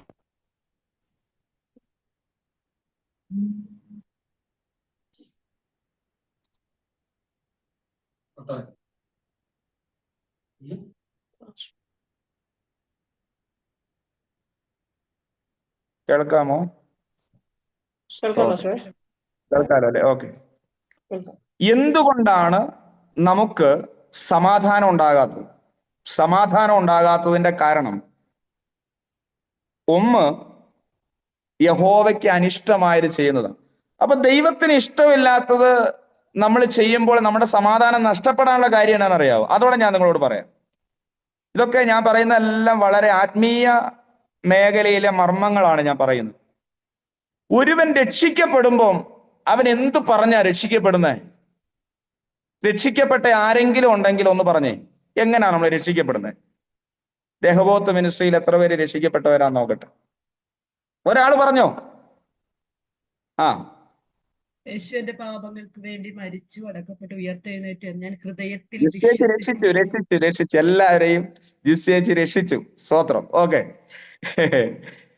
രക്ഷിക്കപ്പെടുക എന്ന് പറഞ്ഞിട്ടുണ്ടെങ്കിൽ നമ്മൾ അങ്ങ് വിശ്വസിക്കുകയാണ്, എന്താ? യേശു കർത്താവ് എന്റെ പാപങ്ങൾക്ക് വേണ്ടി മരിച്ചു, അടക്കപ്പെട്ടു, ഉയർത്തെഴുന്നേറ്റു എന്ന് ഹൃദയം കൊണ്ട് വിശ്വസിക്കുകയും വാ കൊണ്ട് ഏറ്റുപറയുകയും ചെയ്യുമ്പോൾ ഒരുവൻ എന്ത് ചെയ്യുന്നു? രക്ഷിക്കപ്പെടുന്നു. മനസ്സിലായില്ല? ഹൃദയം കൊണ്ട് വിശ്വസിക്കുകയും വാ കൊണ്ട് ഏറ്റുപറയുകയും ചെയ്യും. നമ്മൾ സ്വർഗീയ കർത്താവിന് ഒരു ഉടമ്പടി ചെയ്യുകയാണ്. ഇനി ഞാൻ എൻ്റെ കർത്താവിന് വേണ്ടിയാണ്, അല്ലേ? എൻ്റെ അധരം, എൻ്റെ ഹൃദയം, എൻ്റെ ജീവിതം, എൻ്റെ സമസ്തവും എൻ്റെ കർത്താവിന് വേണ്ടിയാണ്. ഞാൻ അങ്ങനെ ഒരു എഗ്രിമെന്റ് ചെയ്ത അനന്തരമാണ് രക്ഷിക്കപ്പെട്ടത്. അതിനുശേഷം സ്നാനപ്പെട്ടു, രക്ഷിക്കപ്പെട്ട് സ്നാനപ്പെട്ടു. അപ്പോൾ അത് കുറച്ചുകൂടെ അടുത്ത തലത്തിലേക്ക് വന്നു. പിന്നെ നമ്മൾ എന്ത് ചെയ്യുന്നു? അഭിഷേകം പ്രാപിച്ചു. ആമേൻ. പിന്നീട് താഴേക്ക് വരുമ്പോൾ നമ്മുടെ അടിസ്ഥാന ഉപദേശങ്ങളെല്ലാം നമുക്ക് നന്നായിട്ട് അറിയാം. ഇതെല്ലാം നമ്മൾ എന്ത് ചെയ്തു? പക്ഷേ ഇങ്ങനെ ചെയ്തു വരവേ നമ്മൾ ദൈവത്തിന് അനിഷ്ടമായുള്ളത് ചെയ്യുമ്പം ഈ സ്വർഗീയ ഉടമ്പടിയോട് നമ്മൾ കാണിക്കുന്ന ഒരു എന്താ പറയുക, ആ ഉടമ്പടിയിൽ നിന്ന് നമ്മൾ പിന്മാറുന്ന ഒരു നിലയിലേക്ക് വരികയാണ്. അതുകൊണ്ടാണ് ആമേൻ, സ്തോത്രം, കർത്താവ് സ്നേഹിക്കുന്നവരെ എന്ത് ചെയ്യുന്നു? ശിക്ഷിക്കുന്നു. ആരെയാണ് സ്നേഹിക്കുന്നത്? ഈ ഉടമ്പടി ഉള്ളവനെയാണ് കർത്താവ് എന്ത് ചെയ്യുന്നത്? സ്നേഹിക്കുന്നത്. അവൻ തെറ്റ് ചെയ്യുമ്പോൾ അവനെ എന്ത് ചെയ്യാണ്? ശിക്ഷിക്കുകയാണ്. സ്തോത്രം. ഈ ശിക്ഷ മനസ്സിലാക്കാൻ പലപ്പോഴും നമുക്ക് പറ്റാത്തതാണ് നമ്മുടെ ജീവിതത്തിലെ പരാജയം. കാര്യം എന്താ? ഏതോ ഒരു പ്രസംഗത്തിൽ കുറെ നാളുകൾക്ക് മുമ്പേ ഈ രഹബോത്ത് മിനിസ്ട്രിയിൽ ഞാൻ പ്രസംഗിച്ചപ്പോൾ ഇങ്ങനെ പറഞ്ഞിട്ടുണ്ട്, നമ്മൾ സകലത്തിനും സാത്താനെ കുറ്റം പറയുന്നതാണ് നമ്മുടെ ജീവിതത്തിൽ ഏറ്റവും വലിയ പരാജയം. നമ്മുടെ ജീവിതത്തിൽ എന്ത് വന്നാലും നമ്മൾ ആരെയാ കുറ്റം പറയും? സാത്താൻ. അല്ലേ? നിങ്ങളൊന്ന് ചിന്തിച്ചു നോക്കിയേ. ഈ നടന്നു പോകുമ്പോ കാല് കല്ലിൽ തട്ടിയാലും നമ്മൾ സാത്താനെയാ. നമ്മൾ ശ്രദ്ധിക്കാതെ ചൂട് വെച്ച് കല്ലിൽ തട്ടിയാലും നമ്മൾ എന്ത് ചെയ്യും? പാത്രം നിലത്ത് വീണാൽ ആരെയാ ചീത്ത പറയുന്നേ? അമ്മാമ്മമാരെ പറയൂ, അമ്മച്ചിമാരെ, പാത്രം നിലത്ത് വീണാൽ നമ്മൾ പോ സാത്താനെ. സ്തോത്രം. നമ്മള് എന്തിനു സാത്താനെ എന്ത് ചെയ്യുന്നത്? അങ്ങനെ സാത്താനെ പറഞ്ഞ് അവനെ ശല്യപ്പെടുത്തുമ്പോഴാണ് അവൻ നമ്മളെ ഒന്ന് ഉപദ്രവിക്കാറുള്ളത്. സ്തോത്രം. നിങ്ങൾ ഈ സാത്താന്റെ പേര് പറയാതെ നിങ്ങളൊന്ന് പ്രാർത്ഥിച്ചു നോക്കി. നമ്മുടെ പ്രാർത്ഥന അരമണിക്കൂറാണെങ്കിൽ 25 മിനിറ്റ് നമ്മൾ സാത്താനെ ശാസിക്കാൻ വേണ്ടിയിട്ട് ഉപയോഗിക്കുന്നത്. ഞാൻ അതിനെതിരാ. അതിന് വചനത്തിൽ സപ്പോർട്ട് ഉണ്ടെങ്കിൽ നിങ്ങൾ എന്നോട് പറയൂ. എന്റെ നമ്പറുണ്ട്, ജിസ്റ്റേജിന്റെ അടുത്തുണ്ട്, പറഞ്ഞിട്ട് എന്നെ വിളിക്കൂ, അല്ലെ അവരിലൂടെ എന്നെ വിളിക്കൂ. നമ്മൾ അരമണിക്കൂർ പ്രാർത്ഥന 25 മിനിറ്റും സാത്താനെ ശാസിക്കാനും 5 മിനിറ്റ് കർത്താവെ എനിക്ക് വീട് തരണേ, കാർ തരണേ, ബംഗ്ലാവ് തരണേ, റബ്ബർ തോട്ടം തരണേ, മക്കൾക്ക് അഡ്മിഷൻ കൊടുക്കണേ, ആമേൻ. ഇതാണ് നമ്മുടെ പ്രാർത്ഥന. ചിലർക്ക് ചിലയിടത്ത് എത്തുമ്പോൾ ഒരു ശാസന കൂടുതല. എന്താന്ന് നിങ്ങൾ മനസ്സിലാക്കിയാൽ മതി. ആത്മീയത കൂടിയിട്ടല്ല. സ്തോത്രം. നമ്മൾ ഈ ശാസന നിർത്തിയാൽ തന്നെ ഈ പിശാച് നമ്മളെ വിട്ടുപോകുന്ന വിശ്വസിക്കുന്ന ആളാ ഞാൻ. പരീക്ഷയ്ക്ക് തോറ്റിട്ടുണ്ടെങ്കിൽ പിശാചന്റെ കുഞ്ഞിനെ അങ്ങ് പിടിച്ചിട്ട്, പിശാചി പിടിച്ചോന്നല്ല, രാത്രി അവൾ മൊബൈലുമായിട്ട് കിടക്കുമ്പോ നീ അതിനെ സപ്പോർട്ട് ചെയ്തതാണ് ആ കുഞ്ഞ് തോക്കാൻ കാരണം. രാവിലെ പ്രഭാത പ്രാർത്ഥനയ്ക്ക് എഴുന്നേക്കാൻ നേരത്ത് പറയും, വേണ്ട അച്ചാച്ച അവളെ വിളിക്കണ്ട, രാത്രി എന്തോരം നേരം പഠിച്ചിട്ട് കിടന്നോളെ, അങ്ങനെ താലോലിക്ക്. എന്നിട്ട് കുറ്റം ആർക്കാ? സാത്താൻ. അത് പറയുമ്പോ നമ്മുടെ മുഖഭാവമൊക്കെ ഒരു വല്ലാത്ത ഒരു പരുവത്തിലാ. ഞാൻ പലരെ ശ്രദ്ധിച്ചിട്ടുണ്ട്, ഈ പലയിടത്തും ശുശ്രൂഷയ്ക്കൊക്കെ പോകുന്നോണ്ടേ ഈ സാത്താൻ ഒന്നാമത് ദൈവത്തിന്റെ കാര്യം പറയുകയല്ല, സാത്താന്റെ കാര്യം പറയുമ്പോൾ ഒരു വല്ലാത്തൊരു ഒരു എനർജി അങ്ങ് കയറി വരികയാണ്. സ്തോത്രം. ഹല്ലേലൂയ. സ്തോത്രം. സഭയ്ക്കകത്ത് എഴുന്നേറ്റ് സാക്ഷ്യം പറയുമല്ലോ ചിലര്. ദൈവം ചെയ്തൊന്നും പറയുകയല്ല, ജീവിതത്തിൽ വന്ന വീഴ്ചകൾ എന്ന് പറഞ്ഞാൽ ഞാൻ അങ്ങനെ ആയി, അപകടത്തിൽപ്പെട്ടു, ഞാൻ അങ്ങ് ചത്തു പോകേണ്ടതായിരുന്നു, അങ്ങനെ ആയത്, ഇങ്ങനെയായി എന്നൊക്കെ പറഞ്ഞ് ദൈവം ചെയ്ത ഒന്നും പറയുകയല്ല.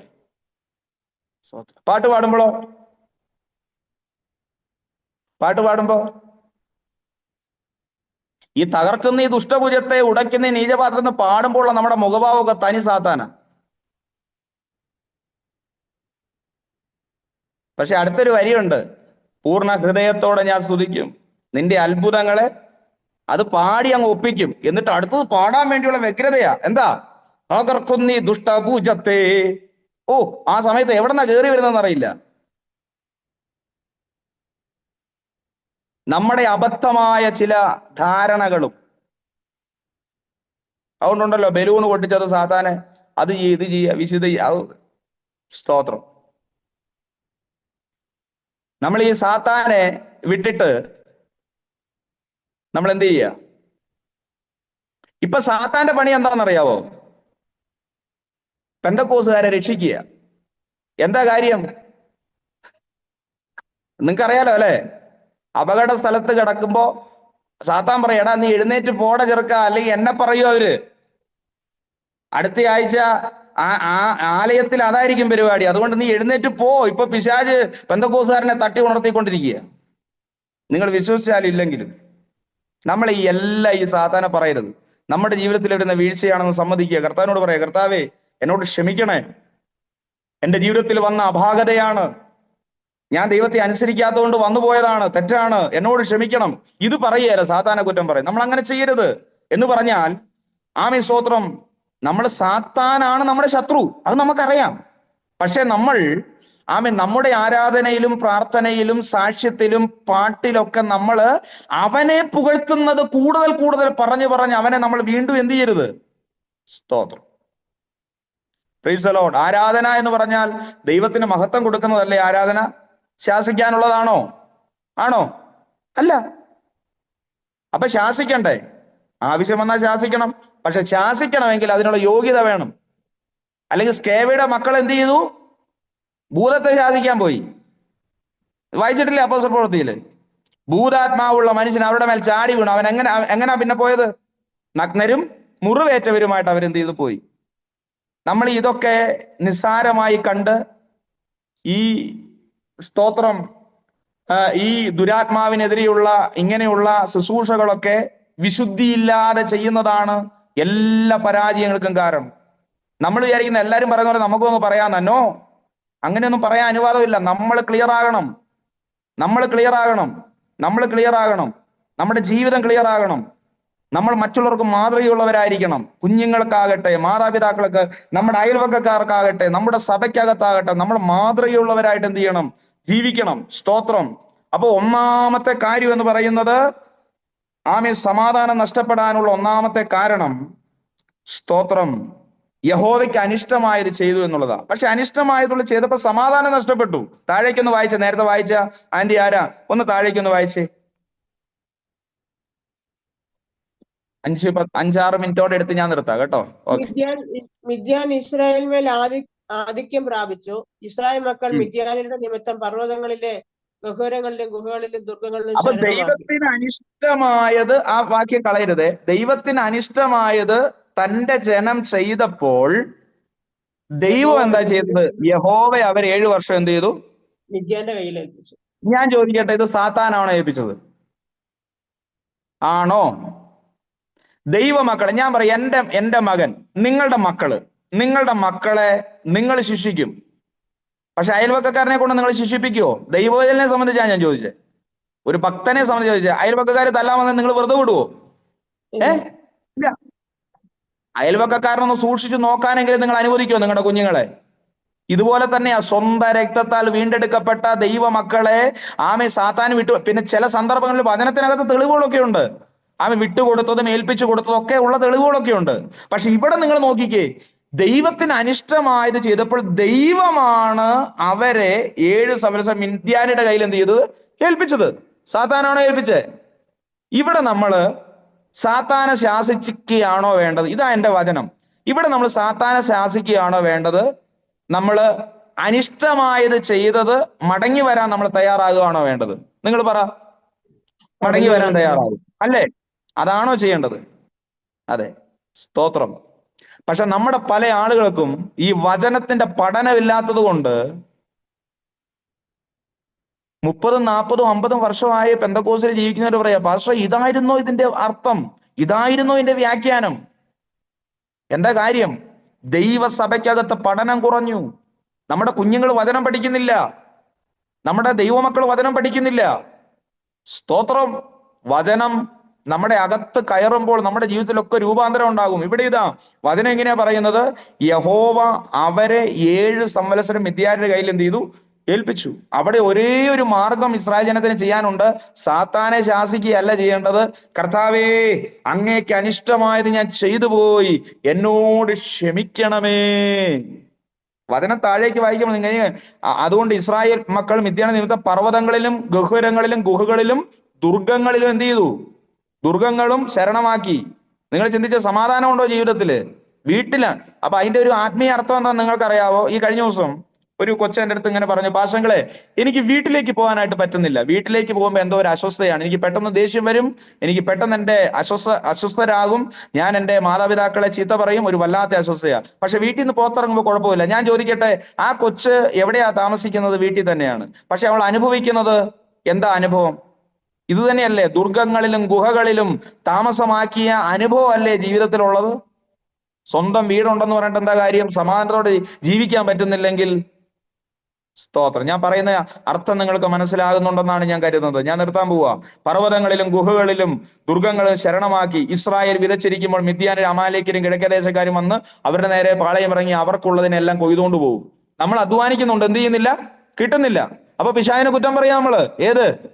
ആഴ്ചയിൽ അവസാനം 6000 രൂപ കിട്ടി, പക്ഷെ മക്കളുടെ ഫീസ് കൊടുത്ത്, പാലിന്റെ പൈസ കൊടുത്ത്, പലചരക്കടയിൽ പൈസ കൊടുത്ത് അവസാനം പാഷക്ക് കൊടുക്കാനില്ല, സഭയെ കൊടുക്കാനില്ല, ദൈവവേലയ്ക്ക് കൊടുക്കാനില്ല. എന്നിട്ട് നമ്മൾ പിശാചിനെ കുറ്റം പറയുകയാണ്. അല്ല, സ്തോത്രം. നമ്മൾ മടങ്ങി വരാൻ തയ്യാറാകണം. ആരാണ് നമ്മളെ ഏൽപ്പിച്ചത്? ഞാൻ നിങ്ങളോട് ചോദിക്കാം, ഞാൻ നിങ്ങളോട് പറയാൻ ആഗ്രഹിക്കുകയാണ്. ആമേൻ, സ്തോത്രം. മനുഷ്യനോട് ഈ ഏലി പുരോഹിതൻ പറഞ്ഞല്ലോ, മനുഷ്യനോട് പാപം ചെയ്തിട്ടുണ്ടെങ്കിൽ ദൈവത്തോട് പറയാം. പക്ഷെ ദൈവത്തോട് പാപം ചെയ്താൽ ആരോട് പറയും? ഞാൻ ശുശ്രൂഷിക്കുമ്പോൾ ഇങ്ങനെ പറയാറുണ്ട്, ആമേൻ, നമ്മൾ മനുഷ്യരോട് പാപം ചെയ്ത് ദൈവമേ എന്ന് വിളിക്കാം. പിശാചാണ് നമ്മുടെ ശത്രു എങ്കിൽ ഈ സാത്താനിൽ നിന്ന് എന്നെ വിടുവിക്കണേ എന്ന് പറയാം. പക്ഷെ ദൈവം നമുക്ക് വിരോധമായാൽ ആരാ നമ്മൾ രക്ഷിക്കുന്നേ? വചനം നിങ്ങൾക്ക് മനസ്സിലാകുന്നുണ്ടെന്ന് ഞാൻ കരുതുന്നു. അനിഷ്ടമായത് ഇസ്രായേൽ ജനം ചെയ്തപ്പോൾ അവരുടെ ജീവിതത്തിലെ സമാധാനം നഷ്ടപ്പെട്ടു. ആമേൻ.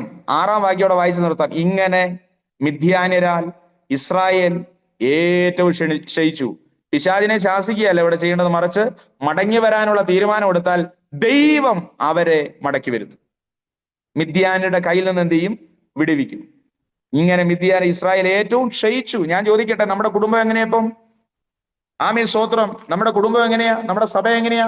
വ്യക്തിപരമായ നമ്മുടെ ജീവിതം എങ്ങനെയാ? ക്ഷയിച്ചിരിക്കുവാണോ പുഷ്ടിപ്പെട്ടാണോ ഇരിക്കുന്നത്? ക്ഷയിക്കാനുള്ള കാരണം എന്താ? നമ്മുടെ സമാധാനമില്ലായ്മയാണ്. എന്താ സമാധാനമില്ലാത്തത്? ദൈവം നമ്മെ ഏൽപ്പിച്ചു.